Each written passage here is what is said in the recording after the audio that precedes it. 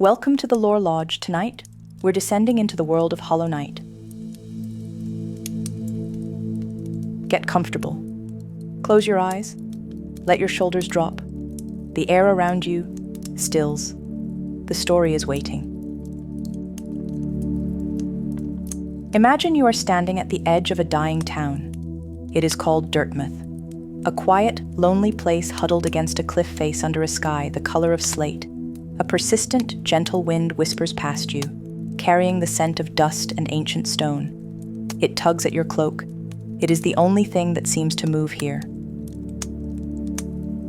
You can feel the grit of the ground under your feet. The few buildings around you are boarded up, their windows like vacant eyes.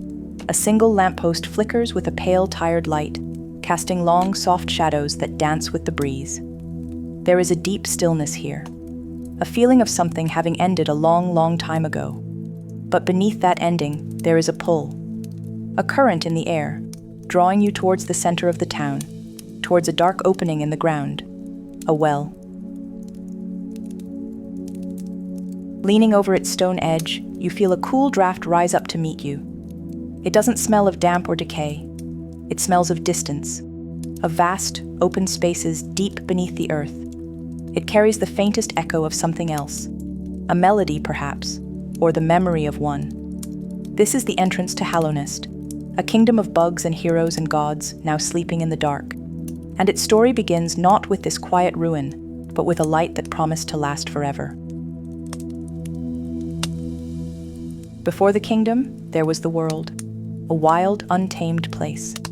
Imagine a landscape without maps, without borders, a continent of giant moss and towering fungi, of acid pools that glowed with an eerie green light and caverns so large they had their own weather systems. This world was ruled by instinct. It was a place of enormous, powerful creatures, great beasts that roamed the plains of rock and shadow, living and dying according to a rhythm as old as the stone itself. There was no history here, no grand design, just the endless, beautiful, brutal cycle of life. Bugs in this era were simple creatures.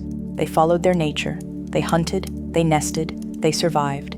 They did not have what you and I would call a will of their own. Their minds were a collective, a chorus of instinct singing a single ancient song. A song that emanated from a being of immense and terrible light. But we will speak of her later. Into this wild world, a new god arrived.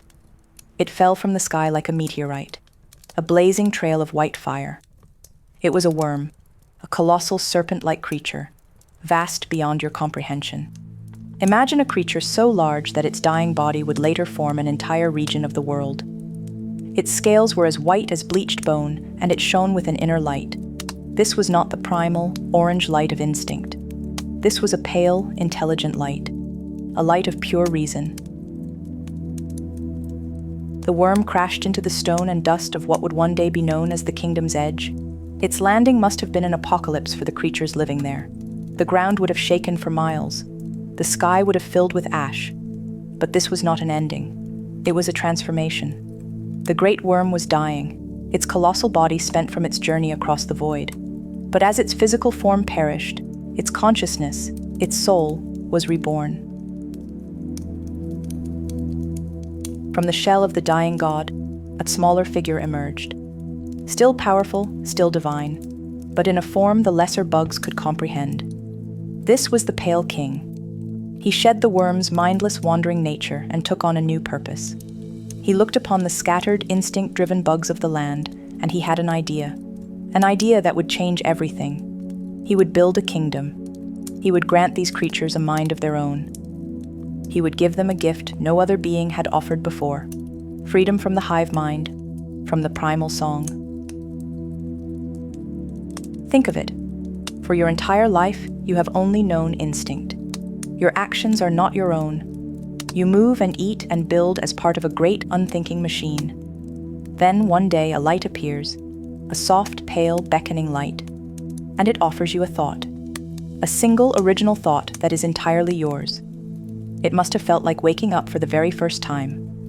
The bugs of the land saw the Pale King's light, and they were drawn to it, mesmerized. They followed him, and he led them underground into the vast caverns where he would build his new civilization. He chose his capital well, a colossal cavern, so tall that the ceiling was lost in darkness. Through this cavern flowed a constant, gentle rain. This wasn't ordinary rain from the sky. High above, nestled in the rock, was a vast body of water called the Blue Lake.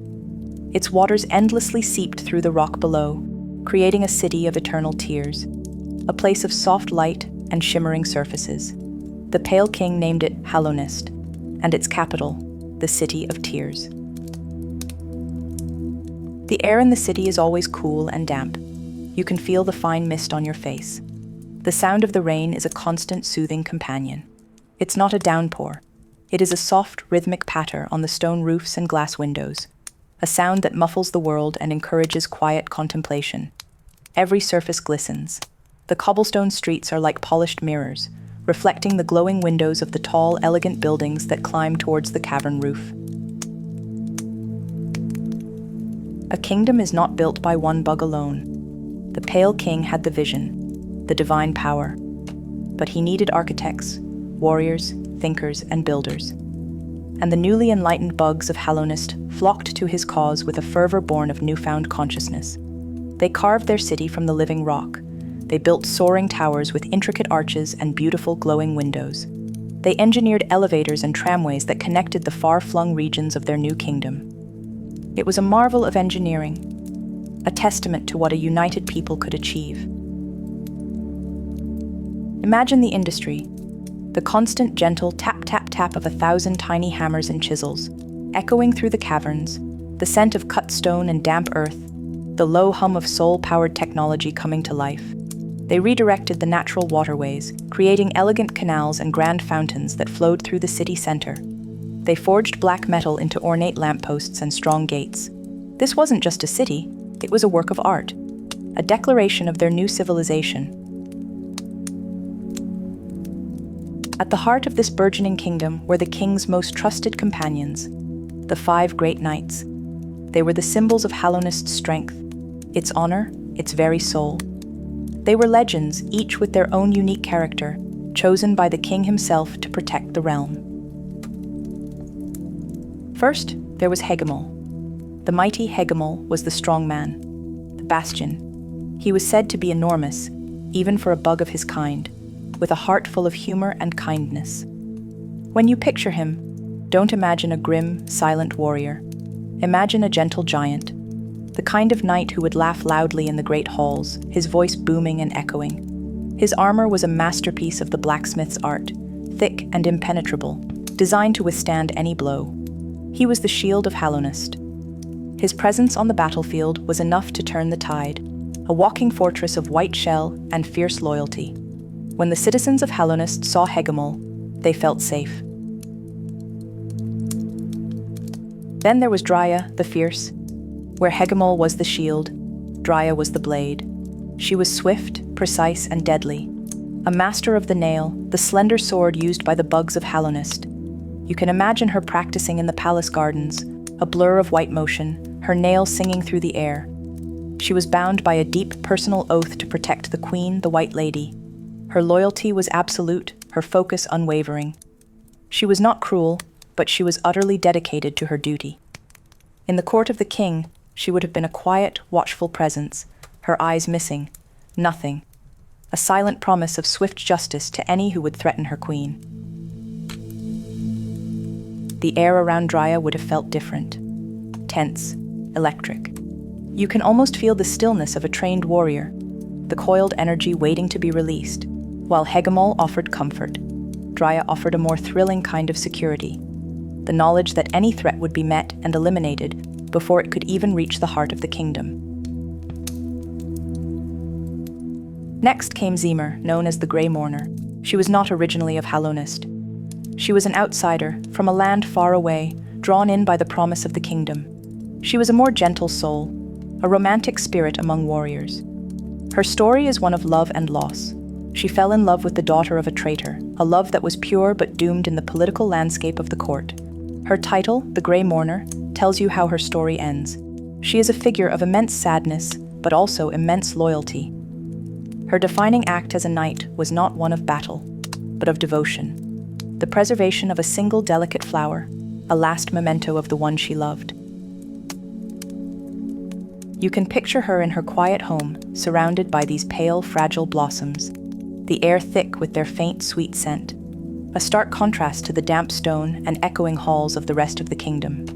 Zima represents the heart of Hallownest, its capacity for great love and great sorrow. Then, we have Ogrim, the loyal, better known to history as the Dung Defender. And yes, he is exactly what his name suggests.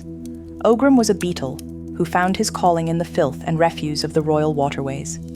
But do not for a second mistake his humble station for a lack of honor. Ogrim was perhaps the most cheerful and unwaveringly loyal of all the great knights. He saw beauty and purpose where others saw only waste. His fighting style was unconventional.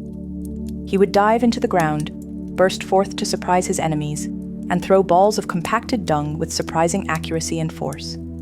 It is easy to laugh, and Ogrim himself was full of booming laughter. But his loyalty to the Pale King was no joke. It was absolute. He believed in the dream of Hallownest with every fiber of his being. Even long after the kingdom fell, he would stand guard, protecting the memory of his king and his friends, his cheerful battle cries echoing in the empty tunnels. Imagine meeting him. The sheer, overwhelming optimism. The smell of damp earth and, well, dung. But underneath it, a powerful sense of honor.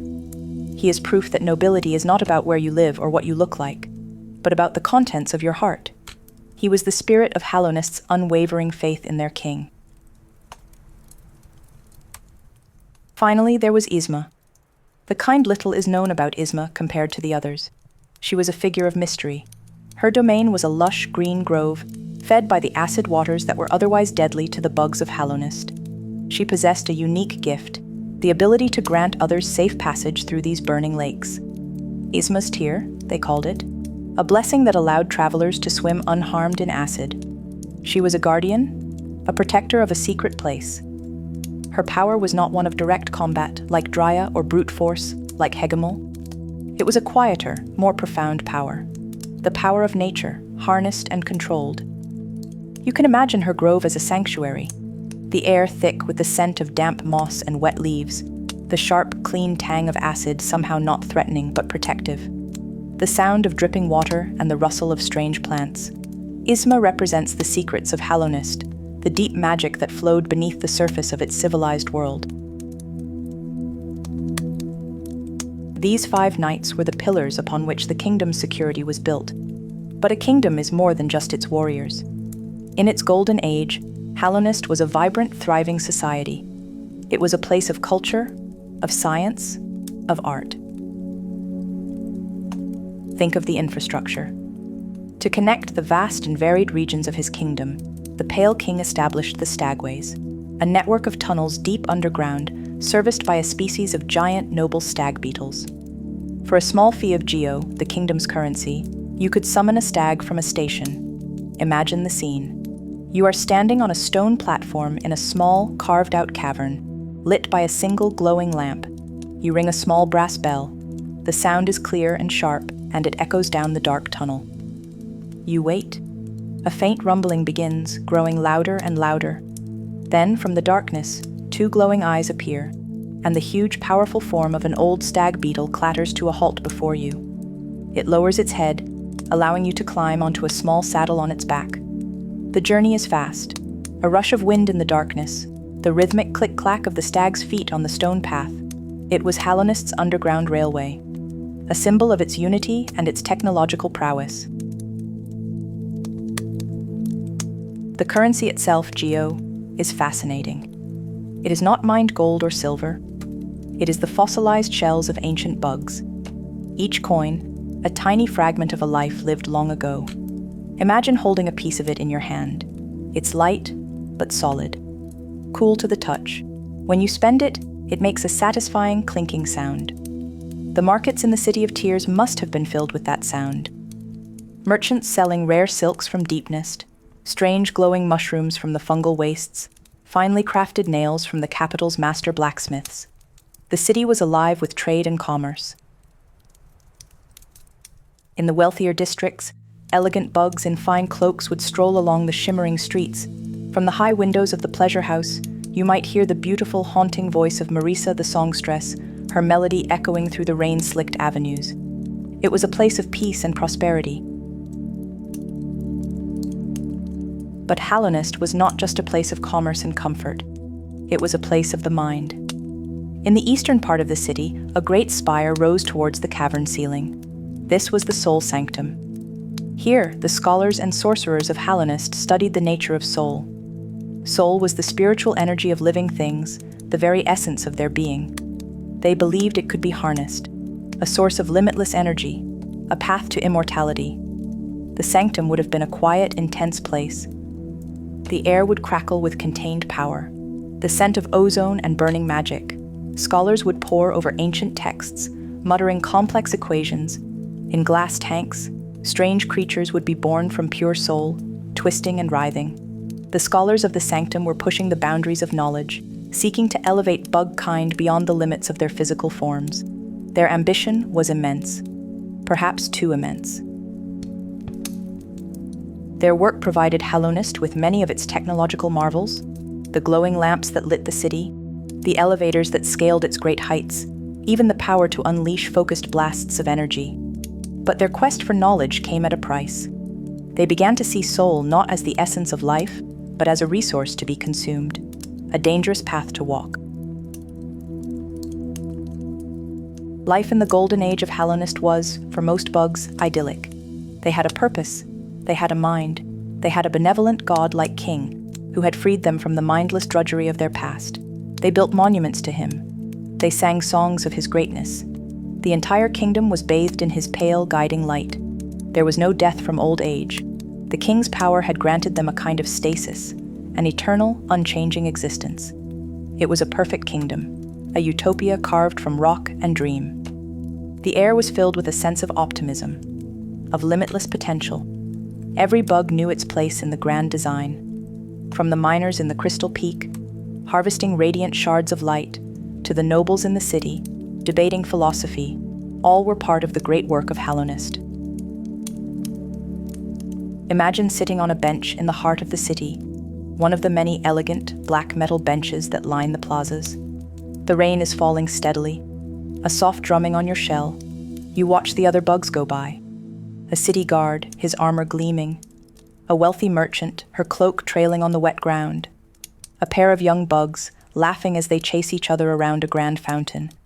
The water in the fountain glows with a soft internal light. Everything feels calm, safe, permanent. You can feel the solid stone of the bench beneath you, cool and smooth. This city feels like it will stand for 10,000 years. But perfection is a fragile thing, and in Hallownest, the seeds of its destruction were planted at its very foundation. The king had given his people minds of their own, but he had not created their minds from nothing. He had simply overwritten an older program. He had suppressed a more ancient consciousness that had ruled the bugs for millennia, a primal god of light, a being of instinct and dreams. The Radiance. The king had tried to erase her from history. He built his kingdom over her old places of worship. He suppressed her name. He hoped that in time his people would forget she had ever existed. For a long time, it seemed to work. The bugs of Hallownest revered their pale king. They had no memory of the old ways, the old light, but you cannot erase a god, not completely. She lingered, a whisper in the back of the mind, a memory in the blood. Slowly, subtly, things began to change. It started in the dreams of the common bugs. Their sleep, once peaceful, began to be troubled. They would catch glimpses of a blinding orange light. They would hear a faint, buzzing song. They would wake up, feeling a strange pull, a longing for something they could not name. It was the Radiance dreaming of her lost children, calling them back to her embrace. At first, it was dismissed as a passing madness, a few strange individuals, but it began to spread. The whispers grew louder. The longing became a compulsion. Some bugs would simply wander off, drawn by this invisible tide, and never return. They would be found later, their bodies twisted, their minds gone, muttering about the dawn. A creeping sickness of the mind began to seep into the perfect kingdom, an infection. The pale king saw what was happening. He, of all beings, knew the enemy he faced. He had built his entire kingdom as a shield against her. And now, that shield was beginning to crack. His perfect rational world was being threatened by the one thing he could not control, the dreams of his people. He became desperate. The benevolent ruler grew colder, more distant. He retreated from his subjects, locking himself away to devise a solution. He built a new palace, not in the public heart of his city, but hidden away, sealed inside the dream of one of his own guards. The White Palace, a place of secrets and terrible plans. Imagine the change in the atmosphere of the kingdom. The bright optimism begins to fade, replaced by a low thrum of anxiety. Bugs start to eye each other with suspicion. Has the infection taken them? Are their thoughts their own? The guards on the street seem more tense. The beautiful songs from the pleasure house sound a little more sorrowful. The rain in the city of tears, once soothing, now seems melancholic. The kingdom is still beautiful. The towers still soar. But a shadow has fallen over it. A sickness of the soul that no knight's blade or scholar's magic can cure. The king's obsession with finding a cure consumed him. He turned all his divine intellect, all his vast power, to this one problem. He knew that the Radiance attacked through dreams, through the will of the individual, so he began to think in radical terms. What if a vessel could be created that had no will, no mind to corrupt, no voice to cry out, a being of pure emptiness, a hollow night? This is where the golden age of Hallownest truly ends, not with a great war or a natural disaster, but with a king's desperate, terrible plan to save his people. A plan that would involve sacrificing his own children to the endless darkness of the abyss, deep below the kingdom's foundations. But let us leave the story there for now. Before the sickness, before the fall, let us remain for a moment longer in the city at its peak. The rain is still falling, the lamps are still glowing, the dream of Hallownest is still alive. You are standing on a high balcony, looking out over the capital. Below you, the lights of the city stretch out into the gloom, a constellation of pale stars in the deep earth. The sound of the rain is all around you, a gentle, timeless rhythm. The air is cool and clean. For a little while longer, this is a place of peace, a monument to a brilliant idea, a kingdom built to last forever, shimmering in the endless gentle rain. To serve a being of such power and vision is the highest honor, and so the kingdom organizes itself around his will, a perfect clockwork mechanism of loyalty and purpose. You see this reflected in his most devoted servants, the 5 great knights. They are legends walking among you, pillars, holding up the very idea of Hallownest. Sometimes, down in the grand waterways that flow beneath the capital, you catch a glimpse of Ogrim, the loyal defender. He is a joyous warrior, his shell a deep and earthy brown, his spirit impossibly bright. He does not carry the solemn weight of the palace. Instead, he laughs, a booming sound that echoes off the damp stone walls. His loyalty to the king is absolute, as simple and as powerful as the flow of the water he protects. Seeing him, you feel a sense of uncomplicated safety. Then there is Hegemol the Mighty. You rarely see him move, but his presence is unmistakable. His armor stands in the city's plazas, colossal and silent, a testament to his strength. When he does walk the streets, the ground seems to tremble slightly. He is a quiet knight, his sheer size speaking for him. His existence is a promise that no brute force could ever shatter the walls of Hallownest. You feel small in his shadow, but also profoundly secure. In the Queen's lush gardens, you might see a flash of white, a blur of motion too fast for the eye to properly track. That is Drya the Fierce.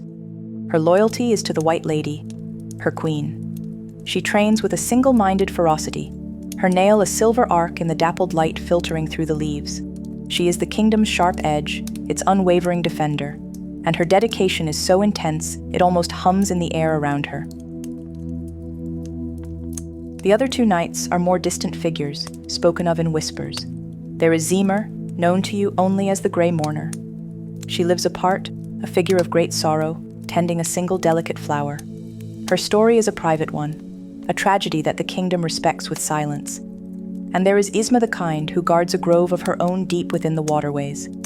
It is said she has a heart full of compassion, and that her grove is a place of impossible life and warmth, a sanctuary powered by her gentle spirit. To unite these disparate lands and heroes, the king weaves a web of connection through the rock. The stagways are his masterwork.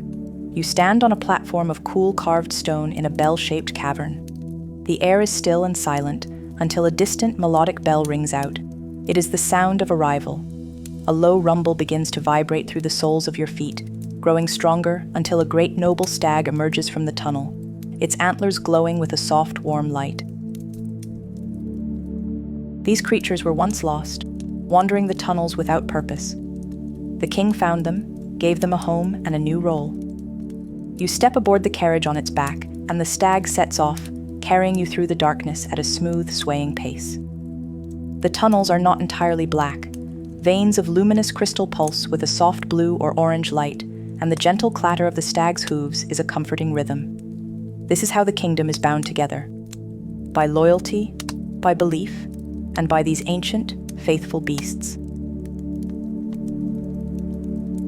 The king's mind extends beyond grand architecture. He has reshaped the very consciousness of his subjects. In the City of Tears, where the rain never stops falling, you can sit in academies and listen to scholars debate the nature of the soul. They speak of the king's gift, this sapience that lifted them from instinct into thought. They work to codify his teachings, to build a philosophy as enduring as the kingdom itself. A phrase begins to echo in the halls of power, first spoken by the king's own builders and planners.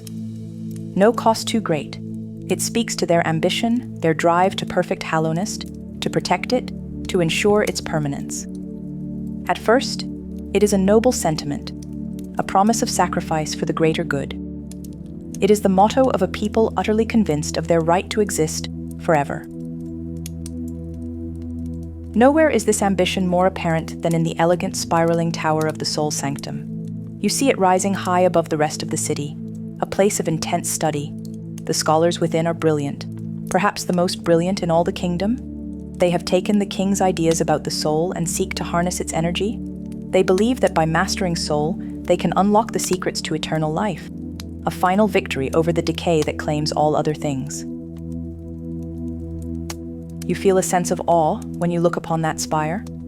It represents the pinnacle of Hallownest's intellect, but there is also a faint, quiet whisper of doubt, to twist the very essence of life, to bottle the spirit for power. It feels like a line being crossed, a subtle arrogance in the face of nature's laws. But the king permits it. Perhaps he even encourages it, for an eternal kingdom requires an eternal king. And then, slowly, something begins to change. It is not a sudden event. It is a slow curdling of the kingdom's perfect dream. It starts in sleep. Your own dreams, which have always been placid and calm, are now sometimes touched by a strange light. A memory of a sun that you have never seen. A burning golden warmth that feels ancient and angry. You wake up not refreshed, but with a lingering sense of unease, a feeling of being watched. You are not the only one. You hear whispers. A friend mentions a recurring dream. A guard on the street seems distracted, his gaze lost in the middle distance. Some bugs begin to act erratically, their minds seemingly adrift. They speak of a light, a dawn that will break and free them from the king's shadow. It is dismissed as madness, a strange affliction affecting only a few.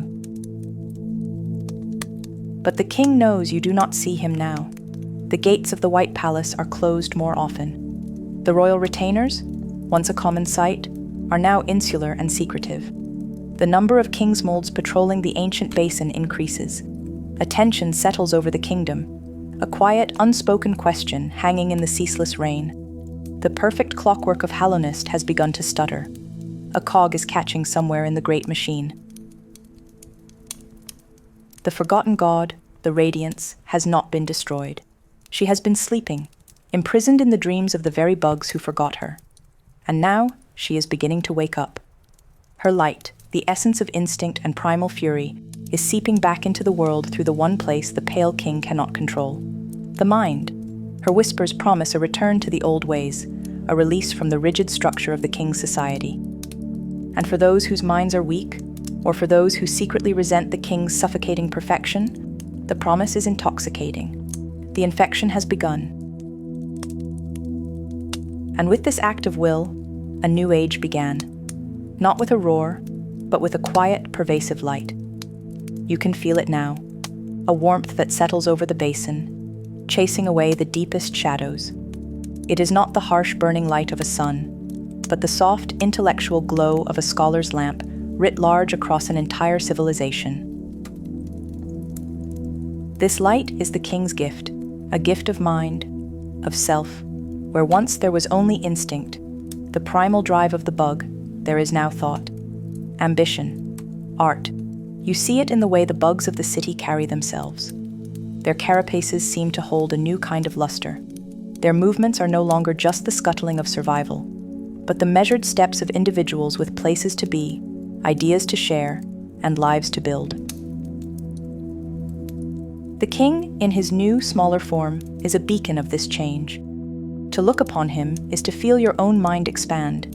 To hear his decrees is to understand complex concepts of law, society, and purpose. He has traded his colossal, world-spanning body for this: a kingdom he can walk through, subjects he can know, and a legacy he can shape with his own two hands. It is a profound sacrifice, perhaps, a god choosing to become a gardener, tending to the soil of minds. You watch as the city takes shape around his palace. Stone is cut and polished until it gleams with a pearlescent shine. Waterways are diverted, creating the gentle, ever-present sound of rain that will come to define the capital. Arches are raised, monuments are carved, and homes are built not just for shelter, but for comfort and for beauty. It is a place of serene order, a testament to a single brilliant mind imposing its vision of perfection onto the raw wilderness of the world. And to protect this burgeoning dream, he gathers the greatest of his subjects. 5 great knights. You see them sometimes, striding through the city halls or the palace grounds. Hegemol the mighty, his presence a comforting weight, a walking fortress of loyalty. Drya the fierce, her nail flashing like a shard of captured starlight. Her devotion absolute, Isma, whose grove provides a place of peace and strange power. Zemmer the grey mourner, whose love and sorrow feel older than the kingdom itself. And the ever-faithful Ogrim, the dung defender, whose loyalty is as fierce as it is humble. They are the pillars upon which the safety of Hallownest is built. Their existence is a promise from the king to his people, a promise of protection, a promise that this light, this new consciousness, will not be extinguished. In their presence, the kingdom feels eternal, unassailable, a perfect, shining thing that will last forever. Yet, even in this bright morning of the kingdom, some memories linger. Faint echoes in the deepest tunnels. Down in the fungal wastes, the mushroom kin dream, their strange, shared dreams, connected by a mind that is not the king's. In the quiet glades of Greenpath, the moss can remember a time before the worm, a world of unstructured, vibrant green. And far away, a tribe of moths still hold the memory of a different light, a different god.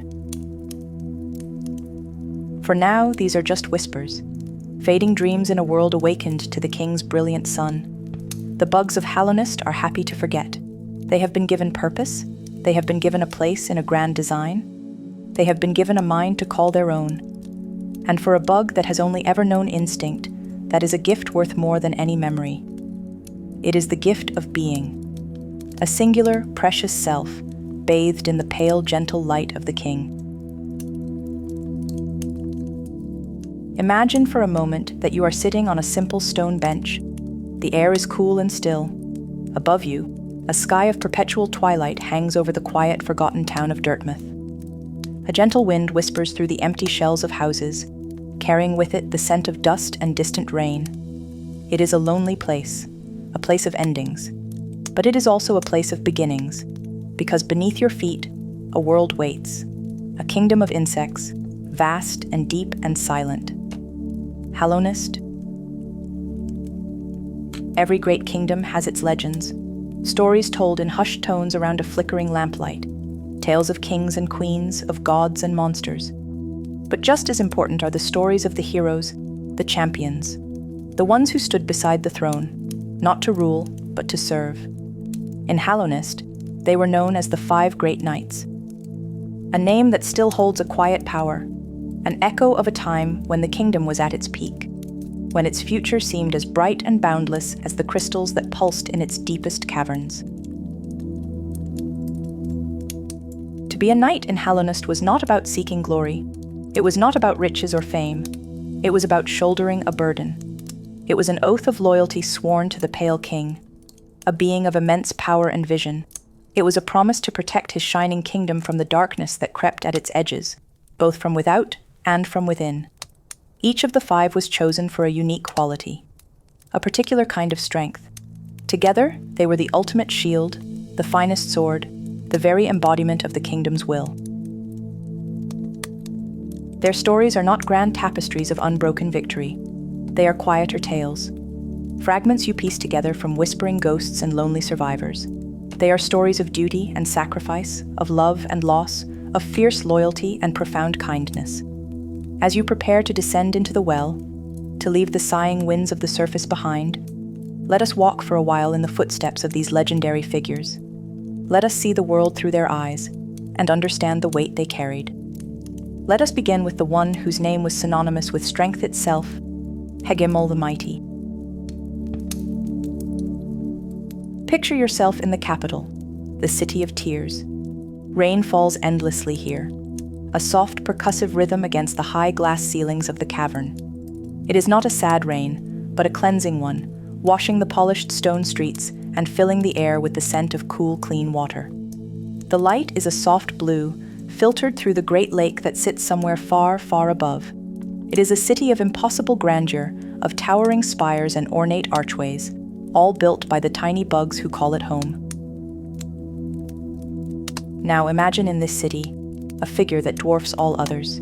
This is Hegemol. The word mighty feels too small when you see him. He is a walking fortress. His armor, a colossal shell of gleaming white, is so large that a normal bug might mistake it for a building. Each step he takes lands with a heavy, resonant thud that you feel in your chest, a sound that echoes off the city walls. He is strength given form. His role among the knights was the simplest, the most primal. He was the bulwark, the immovable object. When the kingdom needed a wall to stand against a tide of enemies, they sent Hegemol. When a gate needed to be held, or a flank secured, he was the one they called. He was not known for his speed or his wit, but for his sheer, unyielding power. The kind of power that does not need to be flashy. It simply exists, and the world bends around it. Think of the armor he wore. It wasn't just protection, it was a symbol. Forged in the king's own workshops, it was a masterpiece of shellcraft. Smooth, white plates fitted together with perfect precision. A great helm with 2 proud, curving horns. It would have taken a team of smiths months, perhaps years, to create.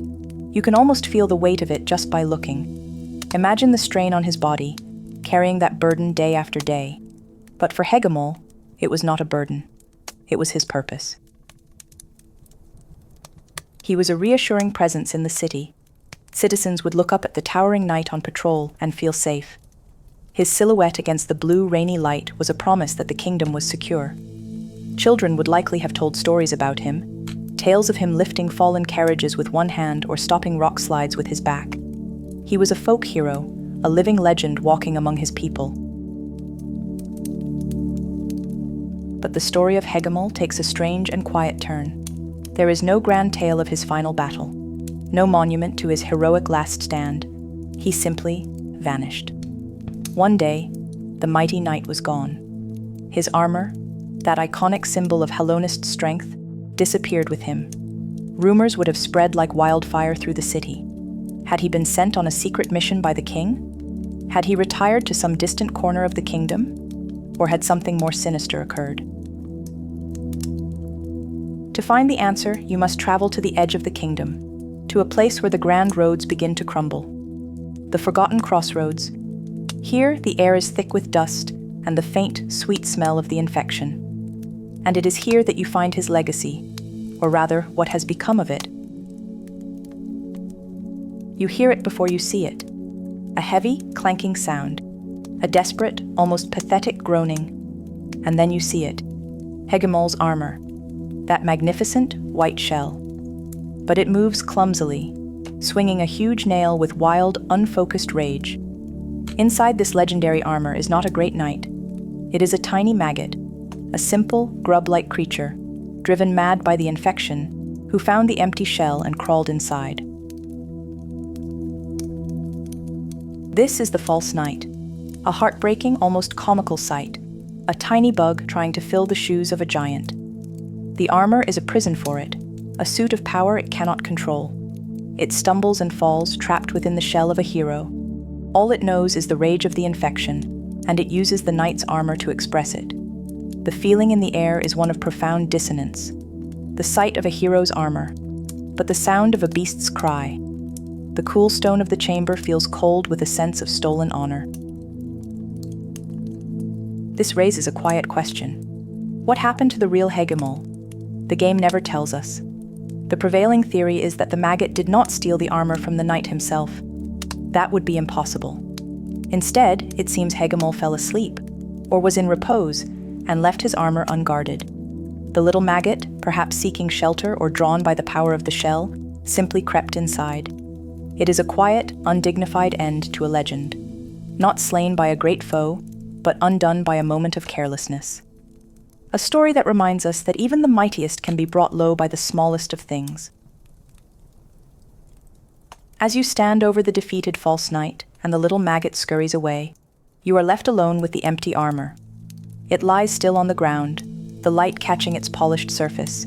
It is just a shell now, a hollow thing. It makes you wonder about the nature of heroism.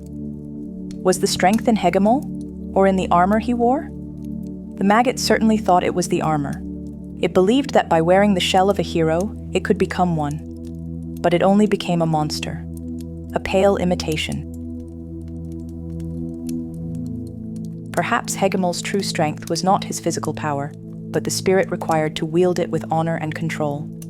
The discipline to make that walking fortress a protector, not a destroyer. His legacy is a complicated one. He is remembered as the mighty, but his story ends in mystery and mockery. A cautionary tale, a reminder that true strength is not the shell you wear, but the heart that beats within it. A quiet truth to ponder, as the dust settles in the forgotten crossroads. Let us leave the crossroads and its lingering questions behind. Travel now to a quieter, more solemn place, a place of rest. Your journey takes you upwards, through crystalline caves that chime with a gentle, musical energy.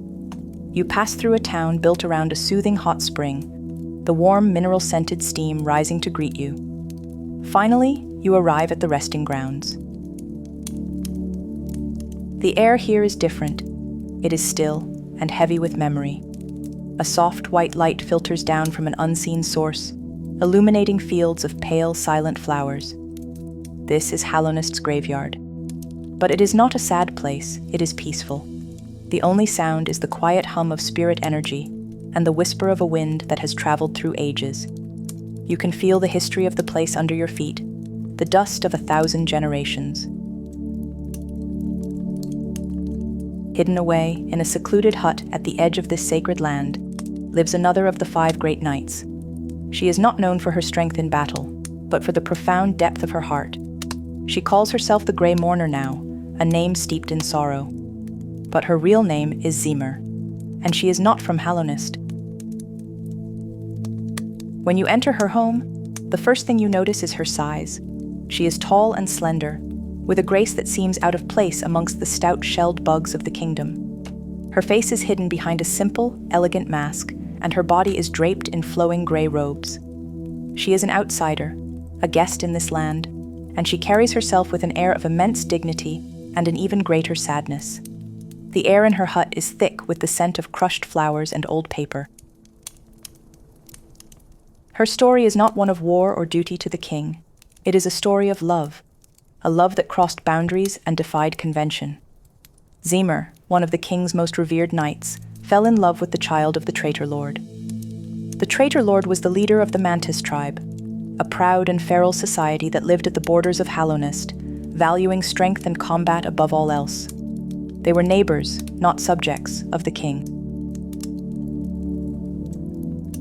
Imagine their secret meetings, Zemer, with her courtly grace and quiet wisdom, and the Mantis, fierce and wild. Perhaps they met in the Queen's gardens, a place of untamed beauty that lay between their two worlds. Picture them sitting by a pool of acid, its surface shimmering with unnatural colors. Zemer speaking of the king's grand designs and the order of the city. Her lover speaking of the thrill of the hunt and the freedom of the wilds. Two different worlds finding common ground. A love that was a bridge between civilization and nature. But this love was doomed. The infection, that creeping madness that promised power and freedom from thought, began to seep into the minds of the Mantis tribe. The Traitor Lord, seeing it as a source of ultimate strength, embraced it. He and his followers turned their back on the old ways, on their own kin, and gave themselves over to the orange light of the plague. In doing so, they became beasts. And in the chaos that followed, Zemer's beloved was killed. This is the source of her endless grief. Her love was not just lost. It was destroyed by the very thing her king was fighting against. Her personal tragedy was a mirror of the kingdom's larger struggle. She retreated from her duties as a knight, unable to serve a kingdom that could not protect the one thing she held dear. She took on the mantle of the Grey Mourner, locking herself away with her memories, tending to a grave that only she visits. She has one final request, not for herself, but for her lost love. She asks you to take a single, perfect flower and deliver it to her lover's grave, which lies on the far side of the kingdom, in the heart of the treacherous Queen's gardens. She hands it to you, the delicate flower. It is beautiful. Its petals are a soft, milky white, and they pulse with a gentle internal light. It feels fragile in your hands, as if a single rough touch could cause it to wilt and die. It carries the scent of her sorrow, a faint, sweet perfume. Carrying this flower is a heavy responsibility. You cannot ride the stagways, for the jostling would destroy it. You cannot take damage, for the shock would shatter its petals. You must walk the entire breadth of Hallownest, through its most dangerous passages, protecting this one small, fragile thing. The journey transforms you. Every enemy becomes a terrifying threat. Every jump is a calculated risk. You begin to understand the depth of Zemer's love. She is asking you to protect its last remnant, to feel the same desperate care that she feels. When you finally reach the grave, a simple stone marker in a quiet corner of the gardens, and place the flower down, you feel a sense of profound peace. The flower blooms, its light spreading a soft glow over the area. It is an ending, a final goodbye. You have carried her love to its final resting place. Zemer's story is a testament to a different kind of strength. Not the strength to hold a line, but the strength to love so deeply that your grief can span an entire age. She is a knight who laid down her sword, not in defeat, but in devotion. Her loyalty shifted from her king to a memory. In a kingdom defined by service and sacrifice for the greater good, her story is a quiet, powerful reminder of the importance of personal connection, of a love that transcends duty and even life itself. Her vigil in the resting grounds is not a sign of weakness, but a monument to a love that was stronger than a kingdom. Let us move on from the solemn stillness of the graveyard. Our path now leads us deeper, down into the belly of Hallownest. We are heading for a place that is both beautiful and dangerous, a place where the kingdom's careful construction gives way to a more ancient, untamed power. To find the next knight, you must navigate the royal waterways, a labyrinth of pipes and channels beneath the capital. The air here is thick and damp, smelling of moss and decay, and the faint, sharp tang of acid. After navigating these tunnels, you find a hidden sanctuary, a place called Isma's Grove. It is breathtaking. The cavern is lush and green, filled with oversized plants and thick, hanging moss. A gentle waterfall of life giving liquid cascades down one wall, feeding a pool of shimmering acid below. The sound is of constant, gentle dripping and the low buzz of unseen insects. Shafts of soft light pierce the gloom, illuminating floating spores. It feels sacred, a secret garden hidden from the world. And here, you find the resting place of Isma the Kind. Unlike the others, there is no great mystery to her fate, no battle to be fought. You simply find her. Her body is seated at the heart of the grove, half fused with the overgrown roots and vines. She has become a part of the place she loved, a silent, peaceful monument to her own nature. There is a sense of serene finality here, not a death, but a transformation. Isma's title was the Kind. Think about what that means in a world like Hallownest. Kindness is not a passive quality here. It is an active strength. It is the power to nurture, to protect, to heal. While Hegemol was the kingdom's shield and others were its sword, Isma may have been its heart. She possessed a warmth and a compassion that was just as vital to the kingdom's health as any fortress wall. Her greatest gift to the kingdom was her mastery over the acid that flowed in Hallownest's depths. For most bugs, these pools were a death sentence, but Isma understood them. She could tame them. It is said she grew a great protective grove on the shores of the kingdom's acid lake, providing a safe haven. This grove we stand in now is a remnant of that power. Her kindness was a literal shield against the world's dangers. From her body, you receive a blessing. Isma's tear. It is a single, glowing orb of green energy. As you absorb it, you feel a change within you. A warmth spreads through your shell. The acid that was once a barrier is no longer a threat. You can swim through it unharmed. This is not just a key to open a new path. It is a piece of her spirit. Her kindness, her protective nature is now a part of you. She is helping you continue your journey, even in death. Isma was known to be very close to another of the great knights, Ogrim the Loyal. We will meet him later. But it is here, in the quiet of her grove, that we can feel the nature of their bond. Ogrim was boisterous, cheerful, and outwardly honorable. Isma was quiet, nurturing, and inwardly strong. They were two sides of the same coin, a perfect balance. One can imagine them spending time here in this grove. Ogrim's hearty laughter echoing off the damp walls, a sound that would have made Isma smile. Their friendship was likely a source of great strength for them both. Her death feels different from the others. It wasn't violent. It wasn't tragic. She seems to have simply returned to the earth. By becoming one with her grove, she continues to protect it. Her body nourishes the plants. Her essence calms the acid. Her final act was one of ultimate kindness, giving herself back to the world she nurtured. It is a beautiful, peaceful end for a knight whose strength was not in fighting, but in caring. Isma's legacy is profound. Her gift literally opens up half the kingdom to you. Places that were once impassable are now yours to explore. Her kindness removes barriers. It is a powerful metaphor. In a dying kingdom filled with rage and sorrow, her story is a gentle whisper that reminds us of the power of compassion. The power to create safe spaces, to protect others, and to open the way forward. As you leave her grove, the ability to swim in acid feels less like a superpower and more like a borrowed piece of her gentle soul. Our journey now takes us to the most dangerous and untamed part of Hallownest. We travel to the Queen's Gardens. This is not a manicured, orderly place.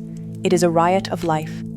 A massive, humid cavern filled with thorny vines as thick as your body, strange and beautiful flowers that pulse with an inner light, and plants that snap at anything that moves. The air is heavy and sweet with the smell of pollen and damp earth. The sounds are of buzzing wings, dripping water, and the constant, treacherous rustle of leaves. This was the domain of the White Lady, the Queen of Hallownest, and it was the final posting of the knight charged with her personal protection. Drya the Fierce. Her name tells you everything you need to know about her method. Her fierceness was legendary. It was not the brute force of Hegemol, but something sharper, faster. A deadly, disciplined skill with her nail, the sword of this kingdom. She was a duelist, a warrior of unmatched speed and precision. Imagine her in her prime. A flash of white shell and polished steel. The sound of her nail cutting through the air, a high-pitched whistle. She would have trained relentlessly, every moment dedicated to perfecting her art. Her duty was absolute, to stand between the queen and any threat. It was a lonely, thankless job. To be a bodyguard is to live in a state of constant vigilance, to always be waiting for a fight that may never come, but to be ready to end it in an instant if it does. Her relationship with the queen would have been one of profound trust.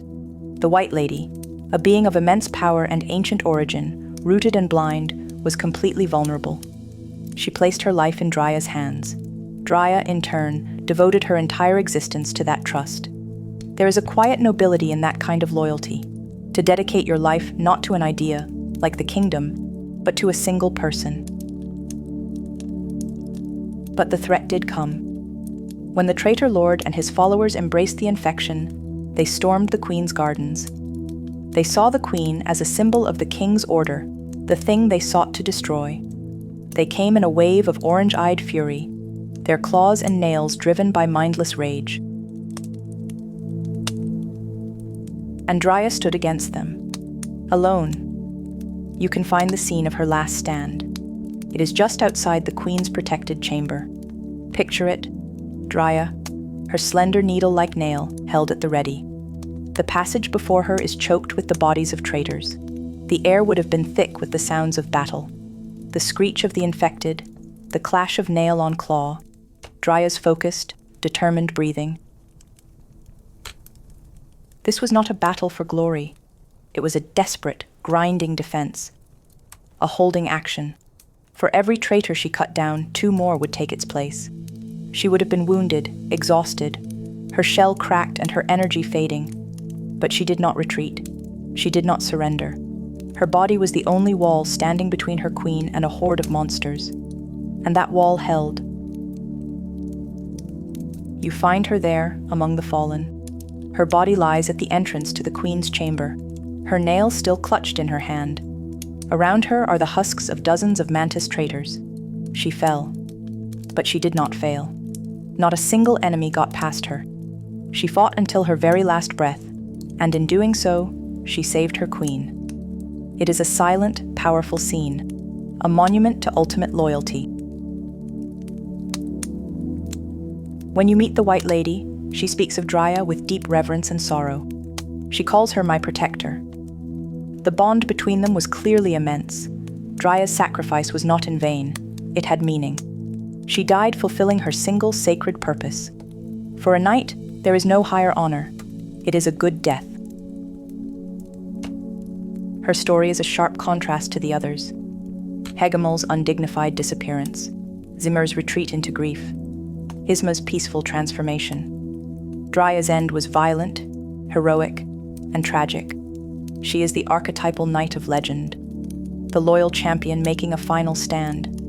Her fierceness was not just a skill, but a promise she kept, written in the bodies of her enemies and memorialized by the queen she saved. As you stand over her, still form, you feel a sense of profound respect for the warrior who gave everything she had and asked for nothing in return. There is one knight left, one who you might have met already, without even knowing it.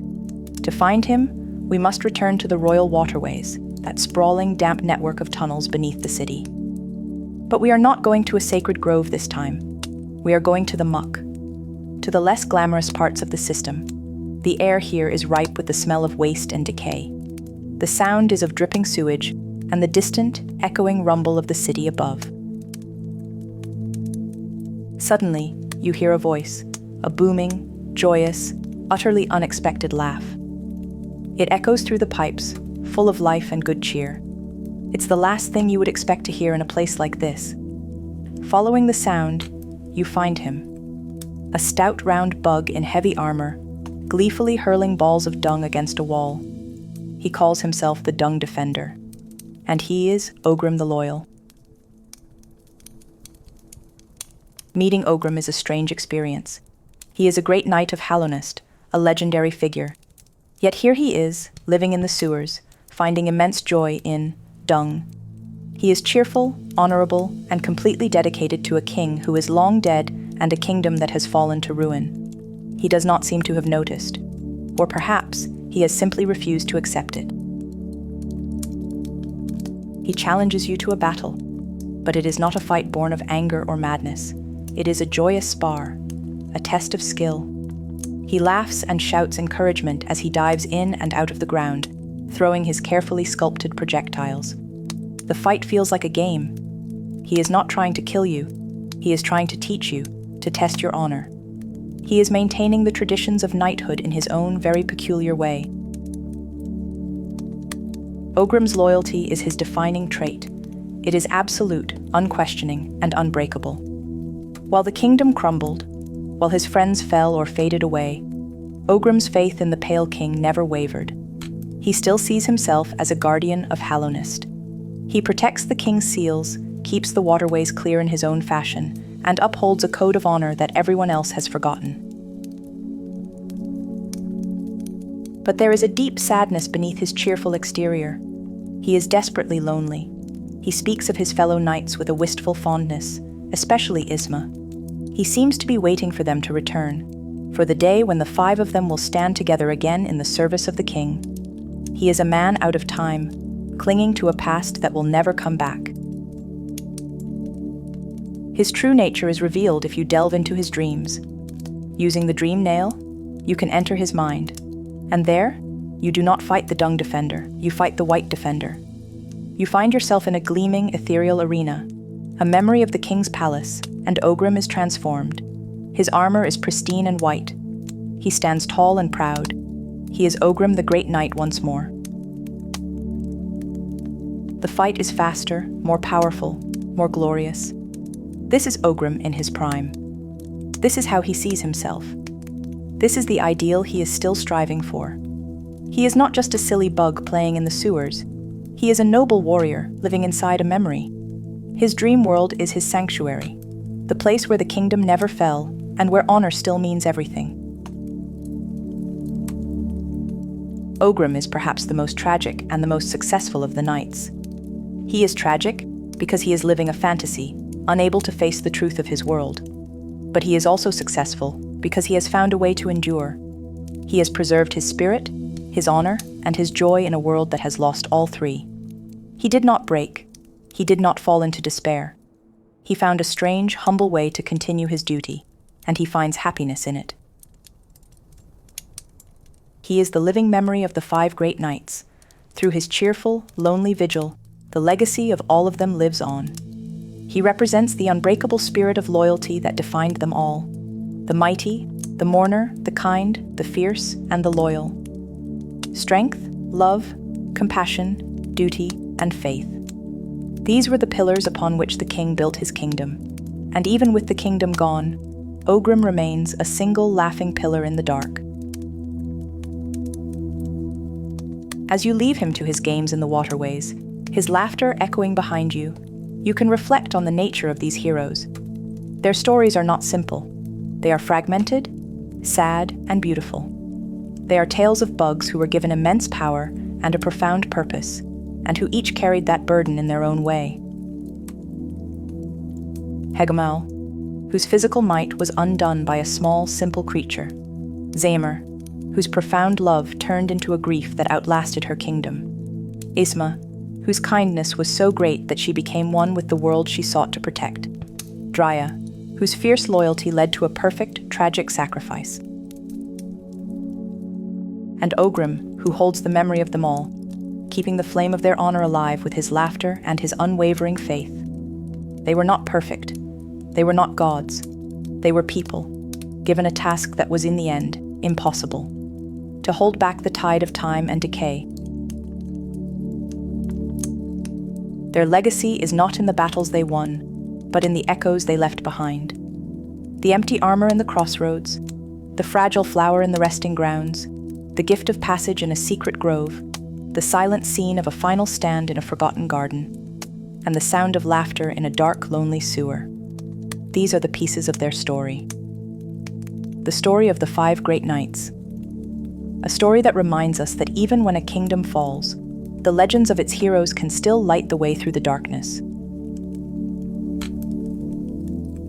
What is a memory if no one is left to remember it? Does it disappear completely? Or does it linger? Like a ghost in the machine, a whisper in a language no one speaks anymore, a dream that someone forgot to wake up from. Imagine you are standing in a place of quiet reverence. You are in the resting grounds of Hallownest, a place of tombs and monuments. The air is still and cool, tinged with the faint sweet scent of decay and blue flowers that glow with a soft inner light. It is not a sad place, it is a peaceful one, a place of long, undisturbed sleep. You walk past monuments to fallen heroes and forgotten kings. Your footsteps make no sound on the soft earth. Everything here feels muted, softened by time and silence. You come to a small, unassuming hut. From within, you can feel a gentle warmth, a friendly presence.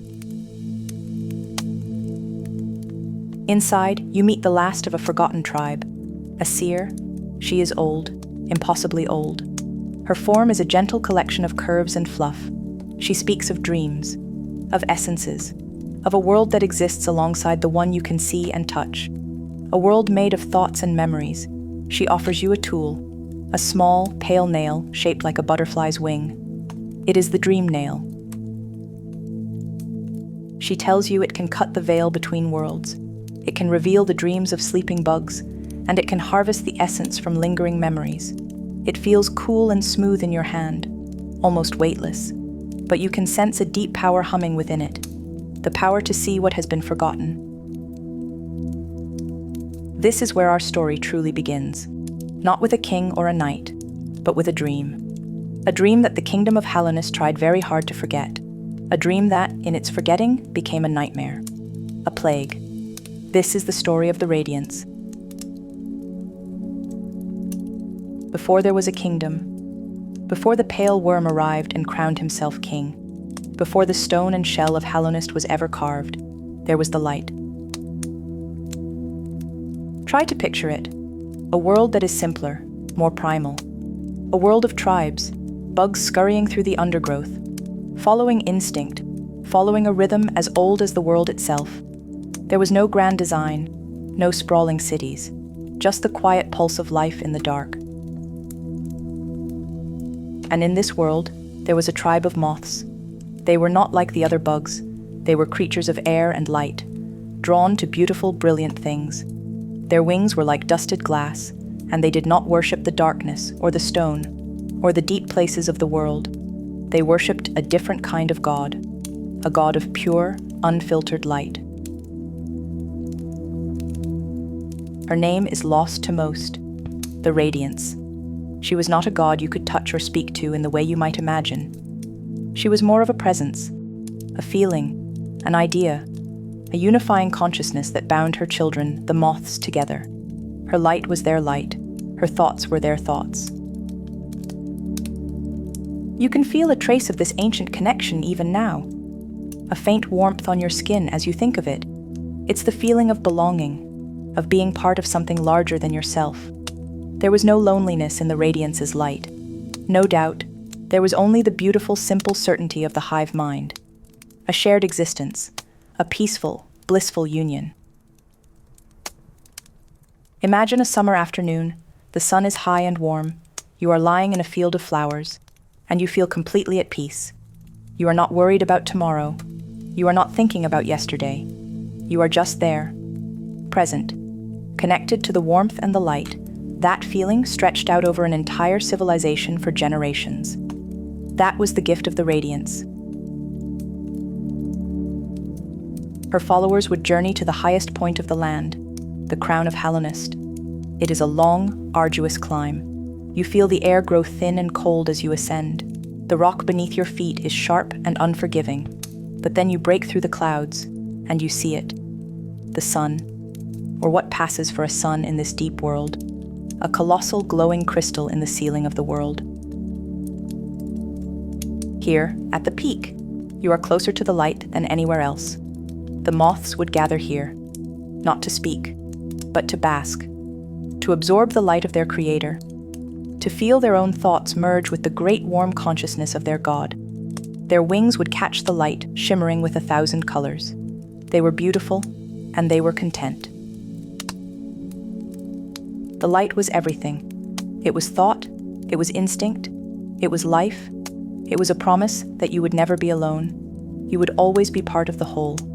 A single note in a grand, unending song. A very simple, very beautiful existence.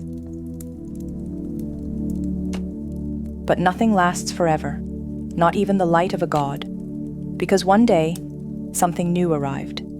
Something different. Something pale. A great worm fell from the distant wastes, a colossal, ancient creature. It burrowed into the earth, and when its long life was at an end, it did not simply die, it was reborn. It shed its colossal shell and emerged in a new, smaller form. A form that would become known as the Pale King. He brought with him a different kind of light. The Radiance's light was warm, instinctual, all-encompassing. The King's light was cool, sharp, analytical. It was the light of reason, of intellect, of individuality. He looked upon the scattered, primitive tribes of the land, and he offered them a gift that would be their salvation and their doom. He offered them a mind of their own. Think about what that means to a creature that has only ever known the comfort of a shared consciousness. Suddenly you have a thought that is yours alone, a desire, a fear, a hope, a name. You are no longer just a part of the whole. You are you. It must have been intoxicating, frightening, wonderful. Suddenly, the world was full of possibilities.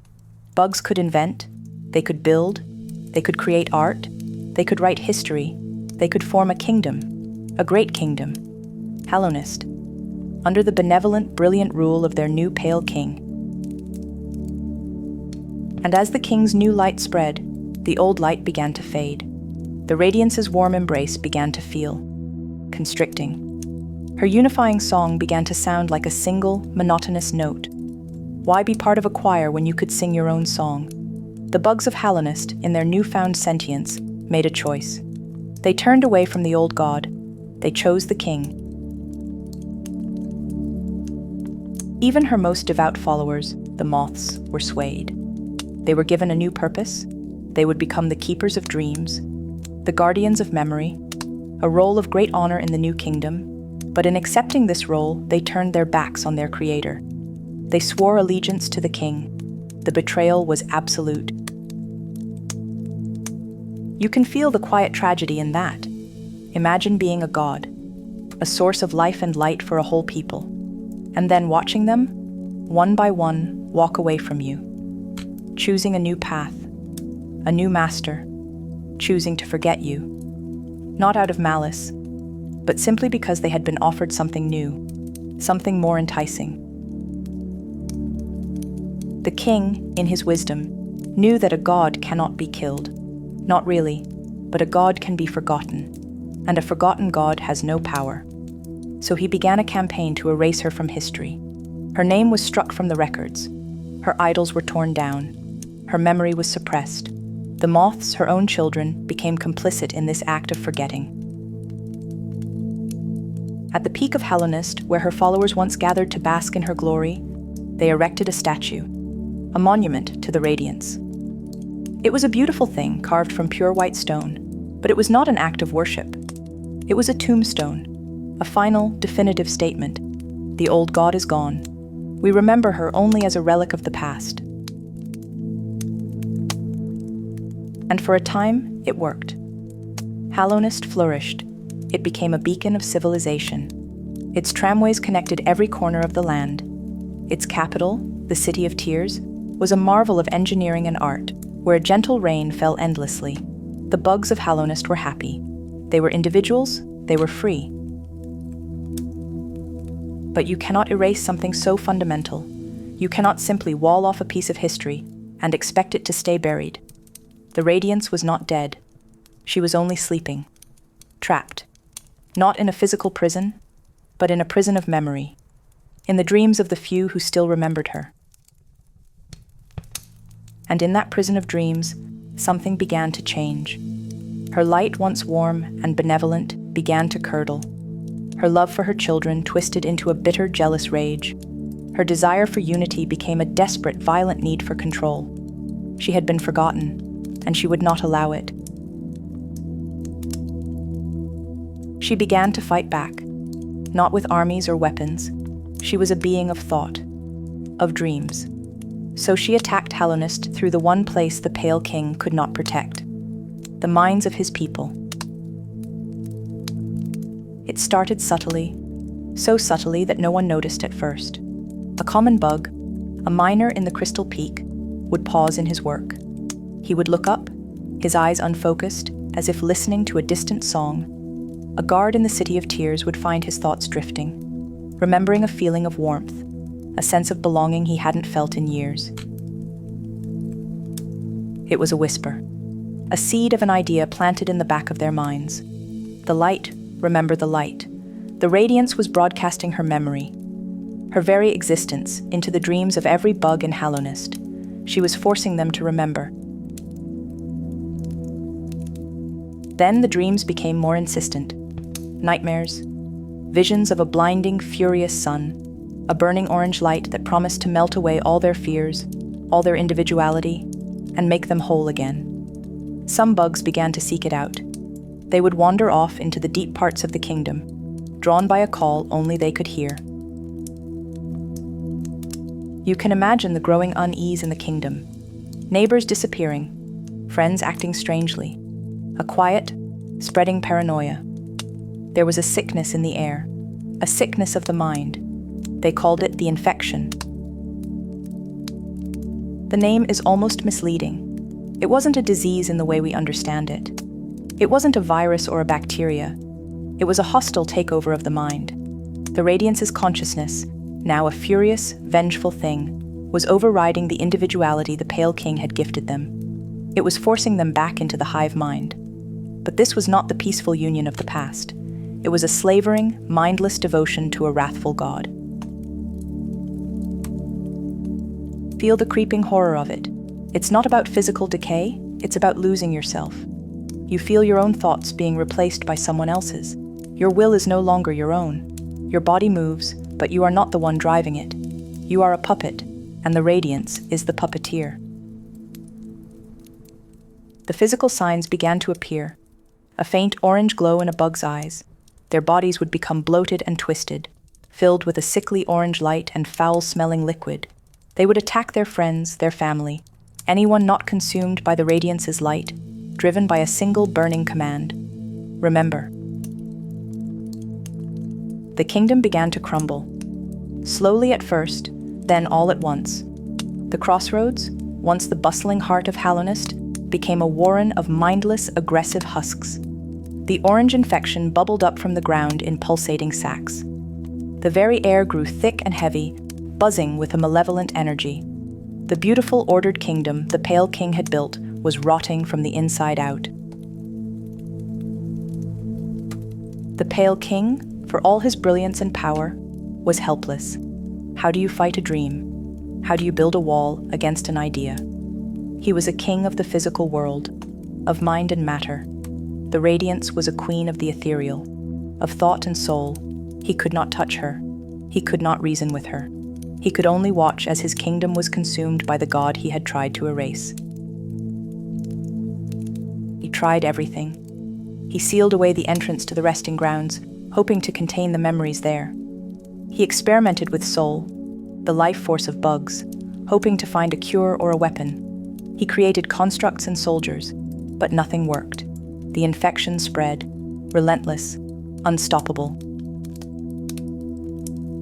It was an existential threat of the highest order. His entire philosophy, his gift of individuality, was being undone, swallowed by the very thing it was meant to replace. It was a battle for the very nature of consciousness in Hallownest, and the king was losing. Driven by desperation, he turned to the one place he had never dared to look. The opposite of light, the opposite of thought. He turned to the dark, to the abyss. Deep, deep below the kingdom of Hallownest, there is a place of profound and ancient darkness, the abyss. It is not simply an absence of light. It is a presence, a substance, an entity, the ancient enemy of the Radiance, void. If the Radiance is a single unified consciousness, the void is the opposite. It is consciousness shattered, a being of pure emptiness, without thought, without will, without voice. The king saw in this emptiness a potential weapon, a perfect counter to the Radiance's all-consuming mind. He began a series of terrible experiments.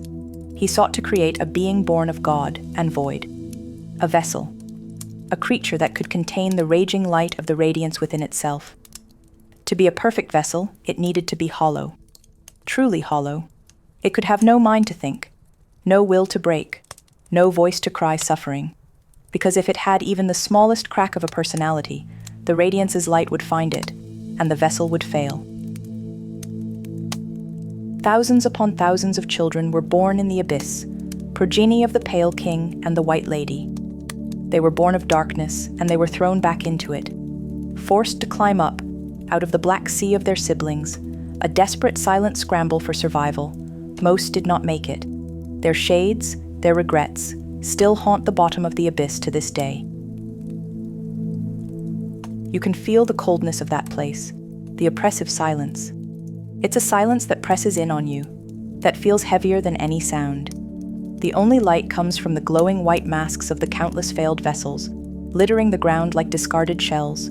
It is a place of profound industrial-scale sorrow. Finally, one vessel made it to the top. It was deemed pure, perfect, hollow. This was the one, the Hollow Knight. It was raised and trained to be the savior of Hallownest. It learned the arts of the nail from the great knights. It was revered, worshipped even, but it was never loved. It could not be. To show it affection would be to give it a mind, to plant a seed of identity, and that would be a fatal flaw. The king's plan was desperate and brutal. The Hollow Knight would absorb the full force of the infection, the very essence of the Radiance, into its own body. Then it would be sealed away, locked in a prison for all eternity, holding the nightmare at bay. The kingdom prepared for the final act. In the heart of the kingdom, they built the Black Egg Temple, a shrine of immense strength, designed to be a prison. Inside, the fully grown Hollow Knight, now brimming with the contained fury of the Radiance, was chained. The light seeping from its eyes, its body struggling against the power within. But the chains and the stone of the temple were not enough to hold back a god. The prison needed a seal of a different kind. A seal of dreams. 3 of the most powerful and loyal bugs in the kingdom volunteered for this final, terrible duty. They would become the Dreamers. Lurian the Watcher. He looked out over the City of Tears from his spire. His loyalty to the king was absolute. He entered a deep, unending sleep, his mind becoming one of the locks on the Black Egg's door. Monoman the Teacher. A brilliant scientist and archivist, she understood the nature of the world better than anyone. She, too, gave up her waking life, her consciousness forming the second lock. And Hera the Beast. The proud queen of the Spiders of Deepnest, she made a bargain with the Pale King. She would become a dreamer, but only if he gave her a child, an heir to carry on her line. He agreed. And so, Hera slept, her mind becoming the third and final lock on the prison.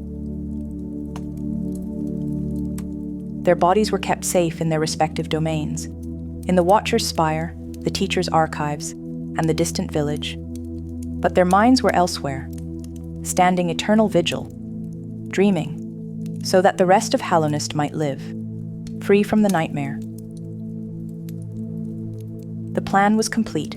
The Radiance was contained within the Hollow Knight. The Hollow Knight was sealed within the Black Egg. The Black Egg was locked by the 3 Dreamers. The kingdom, it seemed, was saved. But it was too late. Hallownest was a shadow of its former self, a graveyard. king disappeared. The palace was sealed. The great knights were scattered or dead. The citizens who hadn't succumbed to the infection either fled or locked themselves away in their homes. A great silence fell over the kingdom. The gentle rain in the capital city now seemed to be weeping for a kingdom that was already dead. And what of the prison? The perfect plan? It was flawed from the very beginning. The hollow knight, the pure vessel, was not truly hollow. An idea had been instilled in it. A bond, forged in the brief moments it was raised by its father, the king. A memory of a shared glance, a feeling of purpose, a desire to please the one who created it. It was a tiny crack, but it was enough. Imagine that small seed of an idea, a microscopic impurity in a perfect vessel. For years, for decades, for centuries, the Radiance, trapped inside the night, picked at that crack. She whispered to it. She exploited that tiny, lingering piece of a mind. And slowly, painstakingly, her light began to leak out. The infection did not disappear. It was only held back. A low, simmering plague that continued to fester. The dreamers slept on, their sacrifice holding the floodgates. But the dam was cracking. The pressure was building. And so we return to where we began. You are in Hallownest, a kingdom frozen in time, a beautiful ruin. The air still hums with the memory of the Radiance. The orange glow of the infection pulses in the forgotten corners of the world. The husks of former citizens still wander the paths, their minds long since erased, driven only by a dream they can't wake up from. The story of the Radiance is a cautionary tale. A story about what happens when we try to bury the past. When we try to pretend that what came before doesn't matter. The Pale King offered progress. He offered the future. But he built his future on a forgotten grave. And the ghost that rose from that grave was powerful enough to tear his kingdom apart. It makes you wonder about your own mind. The memories you've buried, the ideas you've forgotten. They are still there, in the quietest parts of your dreams. Waiting. Most are harmless ghosts, pleasant whispers of what used to be. But some memories have power. Some ideas, when suppressed, only grow stronger in the dark. The Radiance is a symbol of that. The primal, instinctual part of ourselves that civilization tries to tame. The part that longs for the simple comfort of belonging, of not having to think for ourselves. As you walk the quiet paths of this fallen kingdom, you can feel it, the lingering echo of her light. It is not entirely evil. It is a sad, beautiful, and terrifying thing. The desperate call of a god who only wanted to be remembered. A mother who wanted her children back. Her methods became monstrous. Her love became a plague.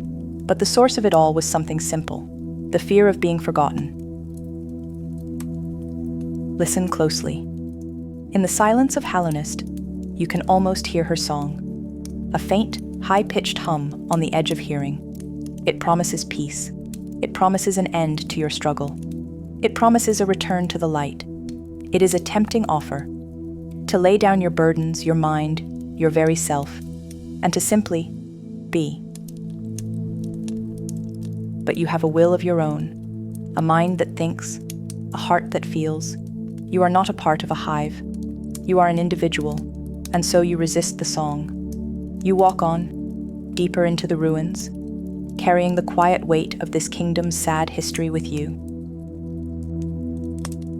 The dream nail in your hand feels a little warmer now, as if it understands.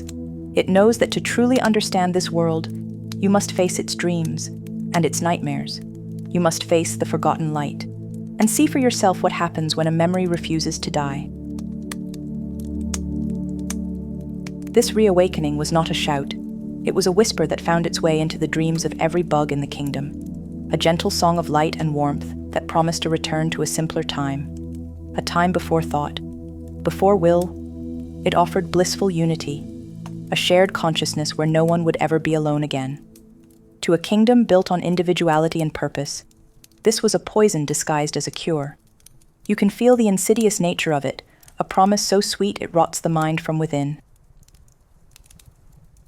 At first, it would have been subtle, a pleasant dream, a flash of golden light behind the eyes, but soon the dream would linger upon waking.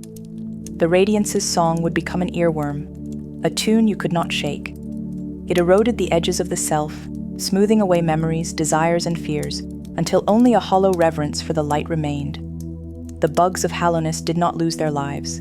They lost themselves, and in their place, a vessel for the forgotten goddess's will was born. Their eyes began to glow with a faint orange light, the color of a dying sun.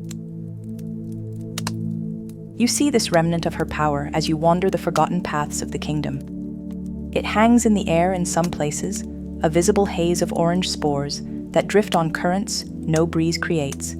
You feel a strange warmth radiating from the husks of infected guards, their bodies moving with a purpose that is no longer their own.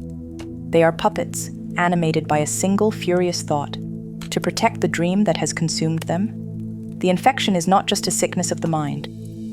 It has become a physical presence in the world, a scar left by a god who refuses to be forgotten. The Pale King, a being of immense power and intellect, watched this mental plague unfold. He had offered his subjects minds of their own, and now a rival power was stealing them away.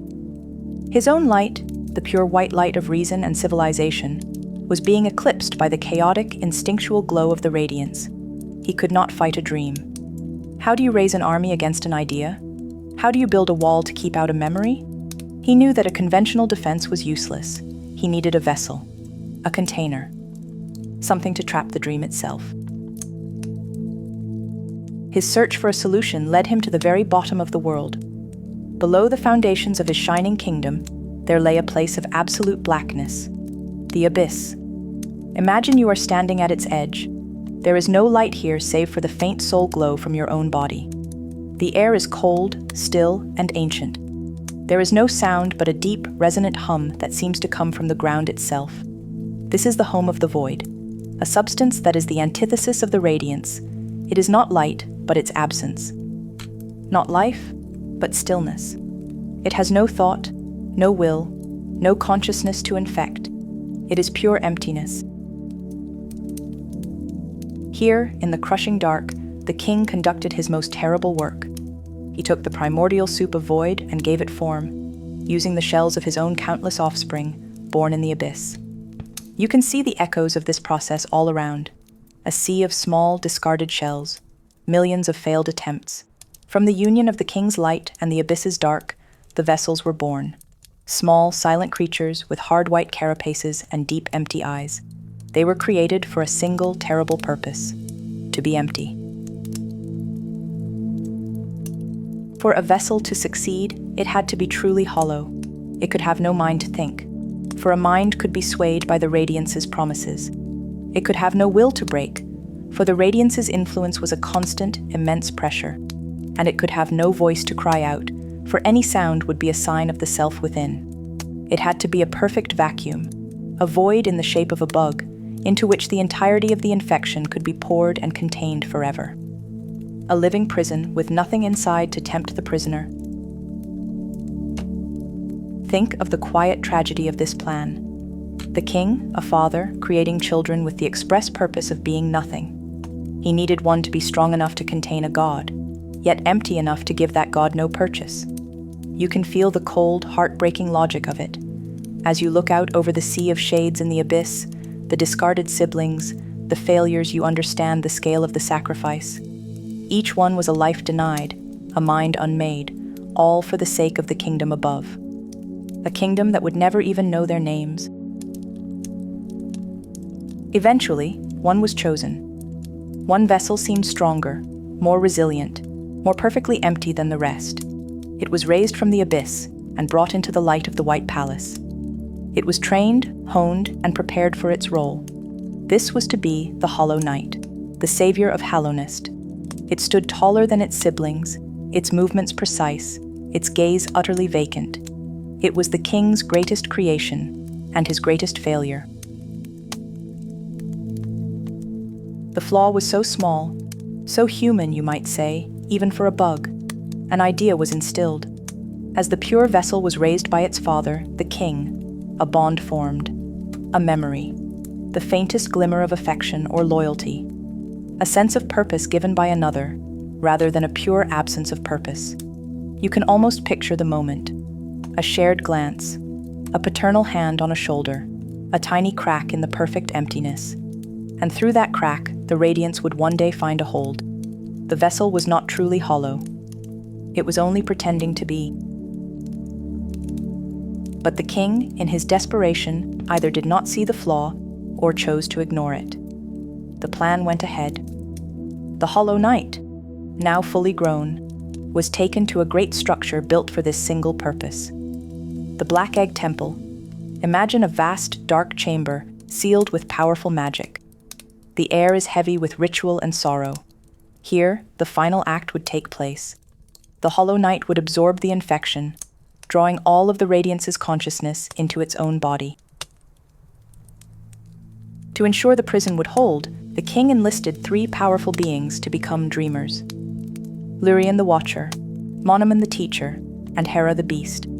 They would enter a deathless sleep, their minds becoming the locks on the temple door, reinforcing the seal from the dream realm itself. You can feel the weight of their sacrifice. To give up your waking life, to become a living key for eternity, all to protect a kingdom that was already beginning to fade. The ritual was completed. The Hollow Knight, filled with the searing light of the infection, was bound in chains in the heart of the Black Egg. The temple was sealed, the dreamers fell into their endless slumber. And for a time, there was peace. The sickness receded, the whispers stopped.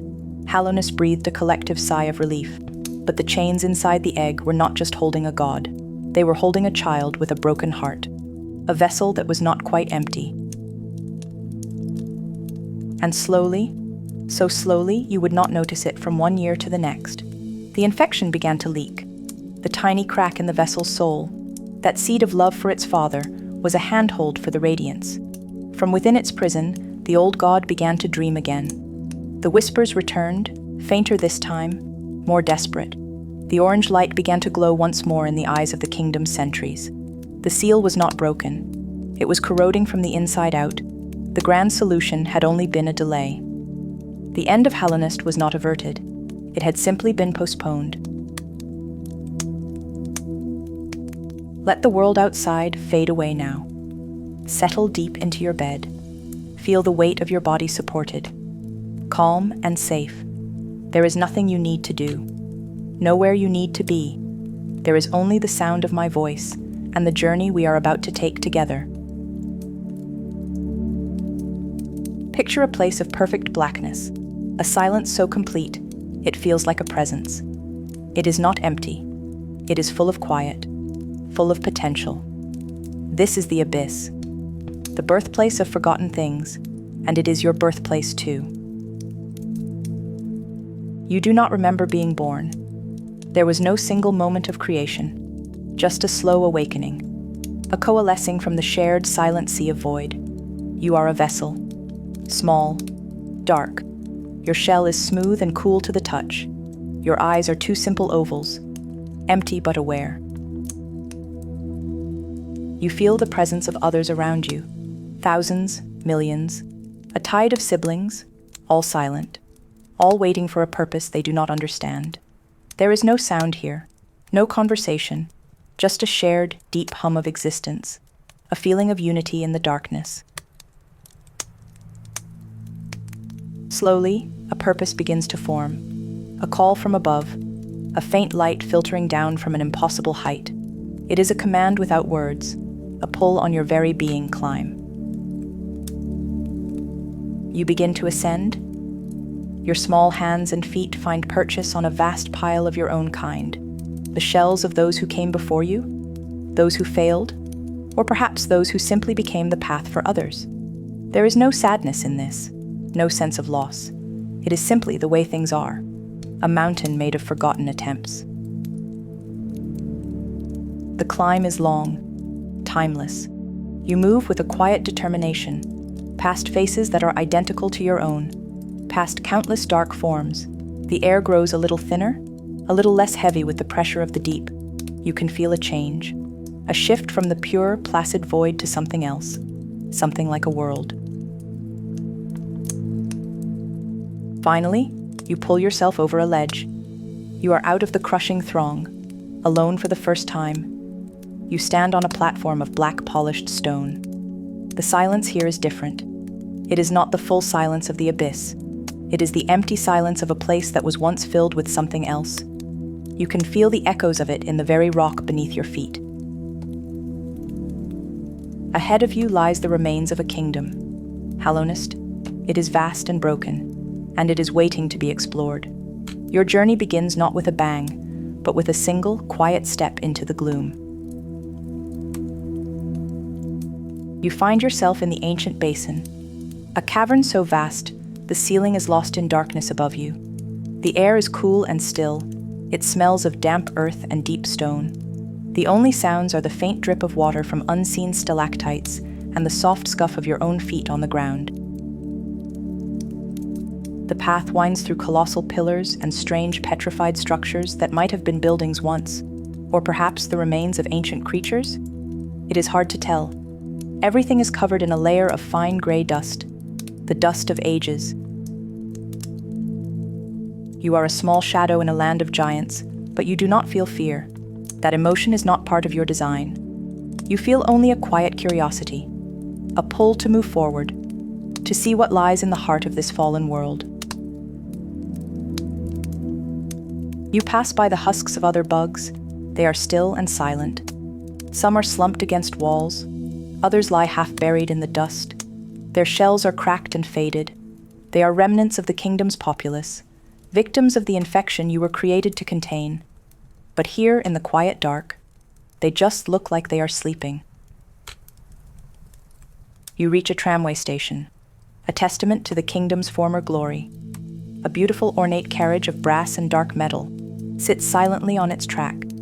It is covered in the same gray dust as everything else. You run a hand over its cool surface. The metal is smooth, masterfully crafted. It is a relic of a time of industry, of connection, a time when bugs traveled these passages not as lonely explorers, but as citizens of a thriving world. Looking at the tram, you can almost imagine the sounds it once made, the rumble of the engine, the hiss of steam, the chatter of passengers on their way to the capital city. Now, there is only silence. The past is a ghost here, a faint impression left on the world. You continue your journey upwards, leaving the deepest parts of the basin behind. The path becomes steeper. You climb through narrow tunnels carved from the rock. The walls are rough and cold.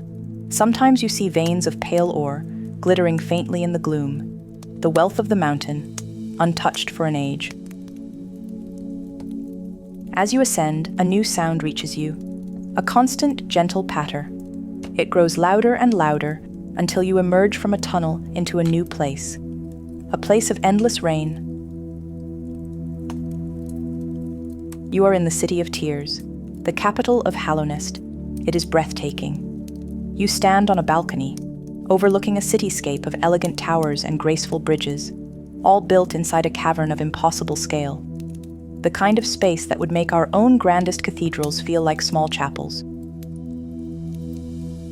And it is always raining. Water drips constantly from the ceiling of the cavern far above. It runs down the sides of the buildings. It flows in channels along the streets. It fills the air with a constant soothing sound, a gentle drumming on stone and glass. You feel the cool water on your shell. It is clean and pure. They say the rain comes from a vast blue lake that sits above the city, the tears of the kingdom, weeping for its own demise, a poetic thought for a place so soaked in melancholy. You walk the empty streets. The architecture is beautiful, a mix of dark stone and intricate metalwork. There are tall, arched windows made of a strange, luminous blue glass. They cast a soft, ethereal light onto the wet pavements. The whole city glows with a gentle, calming blue luminescence. You pass by shuttered shops and silent houses. Their doors are closed. Their windows are dark. It feels like the residents have only just stepped out, as if they might return at any moment. But you know they will not. The city is a memorial to itself. The air here smells of rain and wet stone, and something else. Something clean and cold, like the air after a thunderstorm. It is a lonely place, but not a frightening one. The rain seems to wash away any sense of menace, leaving only a profound and beautiful sadness. You find a bench overlooking a grand plaza. You sit for a while, just listening to the rain, watching the water flow. The sound is hypnotic, a constant rhythm that seems to slow your thoughts, to smooth out the edges of the world. It is a perfect sound for sleep, a lullaby sung by a city. You notice the details, the lampposts that flicker with a pale, cold light, the intricate carvings on the doorways, the statues of the kingdom's forgotten heroes. One depicts a towering figure with a horned helmet, the Hollow Knight, your predecessor, your purpose. Cast in stone, a silent reminder of the burden you were born to carry. But that burden feels very far away right now. In the calm of the rain-soaked city, it is easy to forget, easy to just be.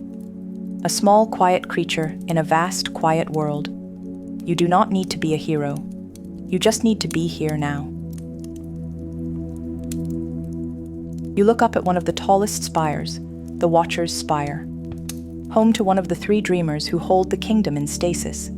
You can feel a strange energy from it, a deep, sleeping consciousness. It is a feeling of immense stillness, of a mind held in a perfect, unbroken trance for centuries. The dreamers are the locks on a door, and the infection is the monster behind it. Their sacrifice holds the kingdom together, even in its ruin. You feel a sense of connection to them. You are all part of the same grand, tragic plan. Cogs in a machine designed to preserve a memory, to hold back the dawn. Leaving the city center behind, you find your way to the quieter, residential districts. Here the buildings are smaller, more modest. You can peek through the windows of empty homes. You see tables still set for dinner, chairs pulled up to cold hearths. It is a city frozen in time, a photograph of a moment just before disaster struck. The feeling is not one of horror, but of immense pity. For the lives that were interrupted, for the songs that were left unsung, for the stories that ended halfway through a sentence. Hallownest is a kingdom of unfinished business, and the rain is its endless sigh. You find a quiet alcove beneath a grand archway, sheltered from the direct fall of the rain, but still surrounded by its sound. You could rest here for a long time. The blue light is soft on your eyes. The air is cool and clean. It is a place of deep peace, a sanctuary of sorrow. From the city, your path takes you east towards the edge of the kingdom. The transition is gradual. The elegant stone buildings give way to rougher, more functional structures, and then to nothing but the raw stone of the cavern walls. You enter a place called Kingdom's Edge, and the change in atmosphere is immediate. The rain stops, the air becomes dry and cold, and it begins to snow, but it is not snow, it is ash. A fine, white ash that falls continuously from the darkness above, blanketing everything in a layer of pale gray. The source of the ash is a mystery. They say it is the remains of a long-dead worm, a colossal creature whose body formed the very foundations of the kingdom. Its corpse is still shedding, still casting off the dust of its ancient life. You are walking through the ghost of a god. The landscape is stark and beautiful. Jagged cliffs of pale rock, deep chasms, and the constant silent fall of ash. It is incredibly quiet here. The ash muffles all sound. Your footsteps make no noise. The world feels like it's holding its breath. You feel the ash on your shell. It is light and soft, like powdered silk. It does not melt. It simply accumulates, building up in drifts against the rocks. The wind here is sharp and thin. It whistles through the narrow canyons, the only other sound in this silent world. This place feels older than the rest of the kingdom. Primal. It is the raw material from which Hallownest was carved. You see the shells of other bugs here too. But they are different. They look like warriors, discarded combatants from some forgotten war.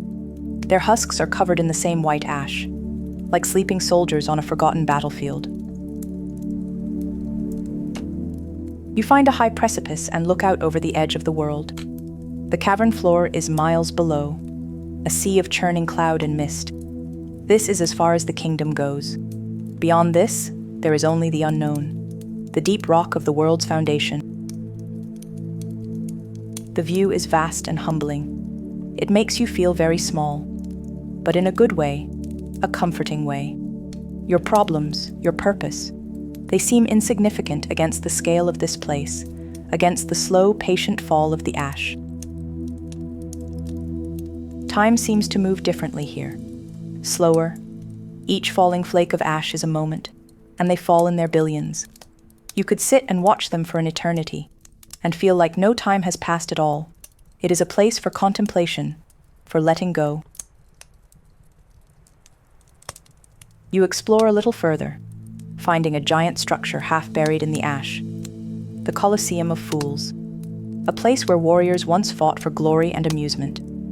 Now it is just another silent monument. The cheers of the crowd have long since faded, replaced by the whisper of the wind. You do not go inside. The energy of that place is too sharp, too loud for this quiet journey. You prefer the peace of the wilderness, the gentle, unending snowfall of ash. It is a landscape of endings, a place where things come to rest. You find a small cave, a hollow in the rock.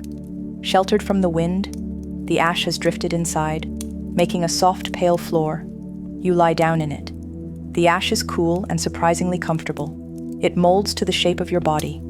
Holding you gently, you close your eyes, and for a moment, you feel like you could dissolve, become one with the landscape, just another layer of dust in the long, slow story of the world. Your journey is not over yet. There are still quieter places to find. You leave the ashen fields of Kingdom's Edge behind, and you travel upwards again, towards the very crown of Hallownest. You come to a place called the Resting Grounds. It is a sacred place, the final resting place for the bugs of Hallownest, a cemetery. But it is not a sad or gloomy place. It is a place of peace and of memory. The air here is still and warm. It smells of old stone and dry dust and something else, a faint, sweet scent, like old paper and honey. The light is soft and golden. It comes from glowing crystals and lamps that line the paths. You walk among the gravestones. They are simple markers of gray stone. Some are large and ornate, others are small and humble. They are covered in inscriptions that you cannot read, the language of the dead, but you can feel the sentiment behind them. The love, the respect, the memory. Gentle spirits drift through the air. They are translucent, glowing with a soft blue light. They are the echoes of those buried here. They are not ghosts in a frightening sense. They are just memories, lingering in the place they loved. They whisper as they pass. Their voices are like the rustling of leaves. You cannot understand their words, but you can feel their emotions. Sadness, yes, but also peace, acceptance. They are at rest. Their struggles are over. You find a large cavern filled with blue, glowing flowers. They pulse with a gentle light, creating a beautiful, serene atmosphere. In the center of the cavern is a large tomb, the tomb of a great warrior perhaps, or a beloved queen. It is sealed and silent. You sit among the flowers. Their light is warm and comforting. The air hums with a quiet energy, the energy of countless lives, lived and lost. It is a place that feels full of stories, full of history. Every stone, every spirit, is a page in the book of Hallownest. You feel a sense of reverence here, a respect for the past, for the foundation upon which the present is built. You are a product of this history, a continuation of its story. Even as a creature born of void, you are connected to these spirits, to this place. There is a seer here, an old moth. the last of her kind. She tends to the spirits. She keeps their memories alive. She speaks to you of dreams and of essence. The material of which memories are made. She sees your potential, the emptiness inside you that can be filled. Her voice is old and cracked, but kind. She does not see you as a weapon or a failure. She sees you as a pilgrim, a visitor to her quiet garden of souls. She offers you a gift, the dream nail, a tool that can cut through the veil of sleep and reveal the memories within. But you do not need to use it. Your journey is not about uncovering secrets or fighting battles in the dream world. It is about finding peace in the waking one. You thank the seer with a simple nod, and you continue your walk. You find the quietest place in all the resting grounds, a hidden passage that leads to a lake, a vast, still body of water, the blue lake, the source of the city's endless rain. You stand on its shore. The water is a perfect mirror-like surface. It reflects the glowing cavern ceiling above, making it seem like you are standing on the edge of a starlit sky. There is no sound here, at all. No drips, no wind, no spirits. Just a profound and absolute silence.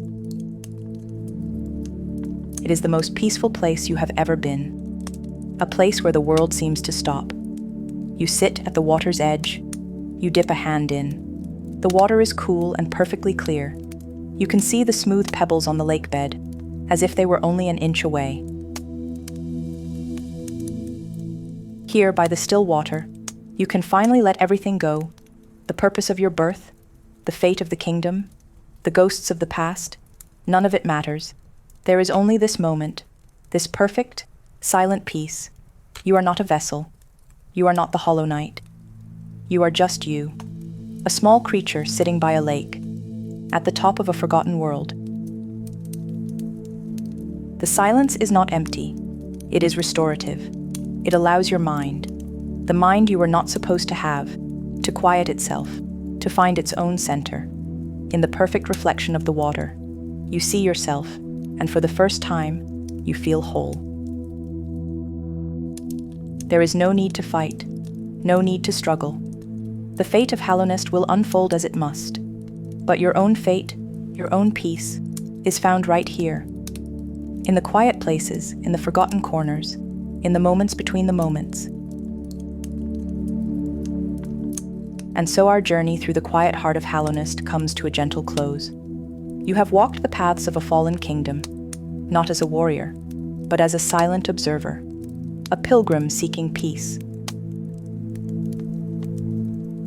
You found it in the deep silence of the abyss, in the soothing rain of a weeping city, in the slow, patient fall of ash at the world's edge, and in the perfect stillness of a hidden lake.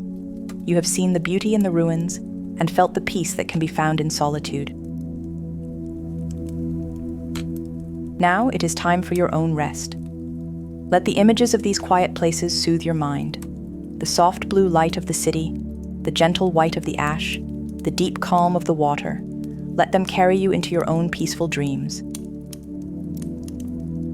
There are no more paths to walk tonight, no more mysteries to solve. There is only this comfortable darkness, this warmth, this feeling of safety. The story is over, and you can let go. Sleep now, rest well, and dream of quiet places. You find an old elevator shaft, tucked away in a quiet corner of the city, a forgotten relic. It shudders and groans, but it agrees to carry you upwards, away from the endless rain, out of the capital's deep sorrow. The sound of water falling on stone fades below you, replaced by the rhythmic clanking of ancient gears. As you ascend, the air changes. It grows lighter, drier. The oppressive weight of the city lifts, and when the elevator finally comes to a halt, you step out into a different kind of silence. This is not the silence of abandonment. It is the silence of reverence. You are in the resting grounds. A soft, ethereal blue light bathes everything here. It seems to emanate from the very stone itself. Tiny, glowing motes of light drift through the air like dust in a sunbeam, swirling gently as you pass. The air hums with a low, peaceful energy, a sound so soft it is almost a feeling. A deep sense of peace settles over you. You walk a path lined with simple gravestones, thousands of them, each one a marker for a bug who lived and dreamt in the kingdom below. There are no grand epitaphs here, just simple stones, worn smooth by time. This is not a place of grieving, it is a place of remembering, a quiet library of lives lived. You feel the cool, dry stone of a tombstone beneath your hand. It is not cold in a harsh way, but in a way that speaks of deep time and stillness. The spirits here are not restless. They are at peace, their stories held safely by the soft blue light. Ahead, a larger structure beckons. A moth-light lantern hangs above its entrance, its glow warm and inviting. You step inside, and there you see her, the last of her kind, the seer. She is ancient, her form a gentle collection of curves and soft fur, her wings tattered like old parchment. She does not greet you in a conventional way. She seems to sense your presence, your purpose. Her voice, when it comes, is not a sound in the air, but a thought in your mind. It rustles like dry leaves, speaking of dreams and essence, the fuel of memory. She is the keeper of this place, the final guardian of Hallownest's fading consciousness.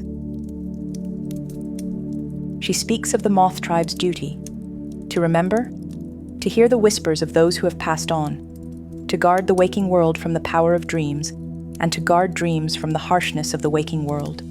It is a lonely vigil, but one she accepts with a profound stillness. You leave her quiet home and continue your walk. Your path takes you past 3 great monuments, larger than any of the simple graves. These are for the dreamers, the 3 bugs who gave up their consciousness to seal away the kingdom's terrible infection. Their sacrifice hangs in the air here, a silent, powerful chord. First, you stand before the memorial for Lurian the Watcher. You can almost feel his gaze, even now. A loyal servant who watched over the city from his spire, his single great eye seeing all. His devotion was absolute. A quiet, unwavering loyalty that cost him everything. Next is the monument to Monoman the Teacher. Her presence feels different, cooler, more analytical. A being of immense knowledge, who sought answers in her archives of glass and fluid. You can imagine the quiet ripple of water in her laboratory, the soft scratch of a quill on a scroll. Her sacrifice was one of the mind, a deliberate, calculated choice for the good of the kingdom. And finally, Hera the Beast. Her memorial feels wilder, edged with the primal energy of deepness. Yet even here in this sacred place, that energy is banked, subdued. You feel the fierce love of a mother, the protective instinct of a queen who would bargain with a god to protect her child and her people. A sacrifice of the heart. You stand for a long time before these 3 stones. You feel the weight of their shared burden, a silent promise made between a king and his most loyal subjects, an agreement sealed not with words, but with an eternal, dreamless sleep. Your path leads you away from the graves towards an opening at the far side of the cavern. A brighter light spills from it, and the gentle hum you've been hearing grows slightly stronger. You walk towards it, and the world opens up into a sight of impossible beauty. You are standing on the shore of the blue lake. It is vast, stretching further than your eye can see into the gloom of the cavern. The water is perfectly, impossibly still. It is not water as you know it. It glows with its own internal light, the same serene blue that fills the resting grounds. You sit on the damp, sandy shore. The air is cool and clean. You can almost taste the clarity of the water. There is no wind here, no breeze to disturb the lake's perfect mirror surface. It reflects the cavern ceiling above, a sky of rock and glowing crystals, making it seem as if you are sitting at the edge of the world, staring into a calm blue galaxy. A memory surfaces unbidden, the friendly face of Quirrell, the wandering scholar, sitting here just as you are now. a brief moment of companionship in a lonely journey. He understood this place. He knew the peace that it offered, a final destination for a bug who had seen all he needed to see. You dip your hand into the water. It is cool to the touch and feels heavy like liquid light. As you pull your hand out, glowing droplets cling to your fingers for a moment before dissolving back into the air as motes of essence. This lake is not just water, it is memory, it is spirit. It is the collected peace of every soul laid to rest just a short walk away. Staring into its placid depths, you understand something about Hallownest. So much of it is about what lies beneath the surface. The quiet truths hidden in the dark. The lake is a perfect metaphor for the kingdom itself. A calm, beautiful surface that hides a history of immense depth and forgotten secrets. For a long time, you just sit. You listen to the silence. You watch the gentle glow of the water. This place asks nothing of you. It makes no demands. It simply is. A sanctuary of stillness in a world of echoes and decay. Eventually, you rise and make your way back into the main chamber of the resting grounds. The peace of the lake follows you, clinging to you like the cool night air. The grounds seem even more tranquil now. Not a place of endings, but a place of continuity. A library where stories are not written in books, but are held in the very light and air, waiting for a quiet visitor to come and listen. You feel a shift in the air now, a change in the deep currents of this buried world. The stone beneath your feet gives way to soft, mossy earth. The air, once dry and dusty with age, grows heavy with humidity, cool and sweet. You are entering the final quiet place on our journey tonight. The Queen's Gardens. This place feels different from the rest of Hallownest. Less a kingdom, and more a world. Enormous, broad-leafed plants form a canopy high above you, filtering the faint light into a soft greenish-gray luminescence. Water drips slowly, consistently, from leaf to leaf, the sound like a slow, patient clock marking an era, not the seconds. The air smells of wet soil, of blooming flowers with pale, heavy petals, and of decay. But it is a gentle decay, the kind that turns fallen logs into soft, mossy nurseries for new life. You walk a path that is barely a path at all. It winds between thorny vines as thick as your arm, coiled around fallen pillars and forgotten archways. The thorns are sharp, but they are not aggressive. They are simply part of the landscape, a quiet defense for the garden's deep heart. Everything here is overgrown, reclaimed. Nature has gently, inexorably taken back what was once carefully manicured.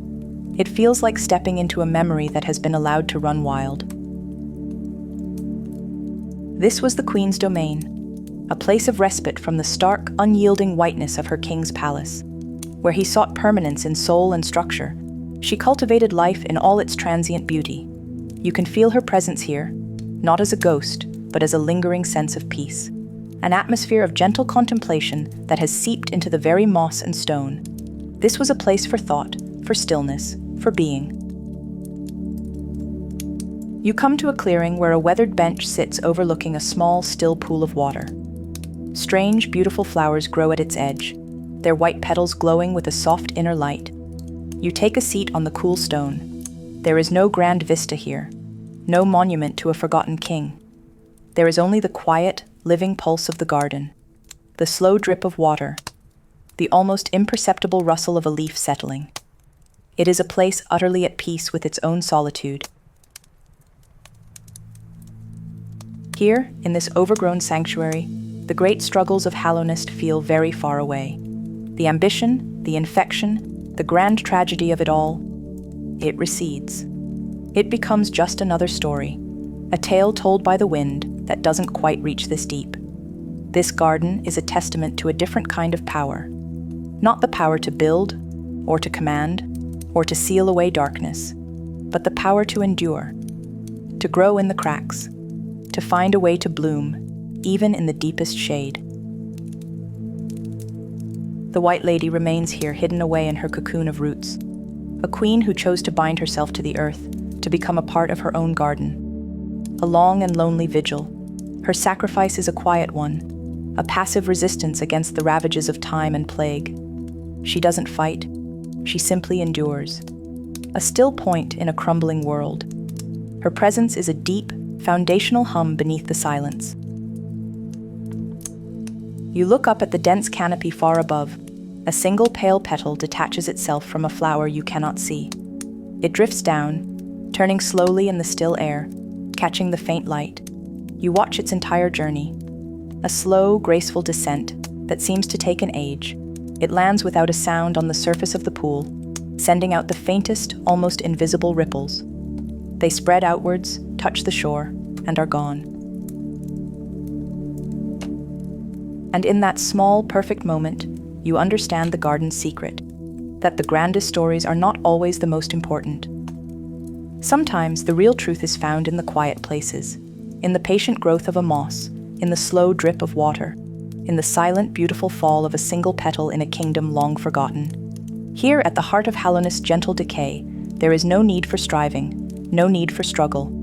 There is only the deep, profound peace of letting go, of being still, and of allowing the quiet to hold you completely.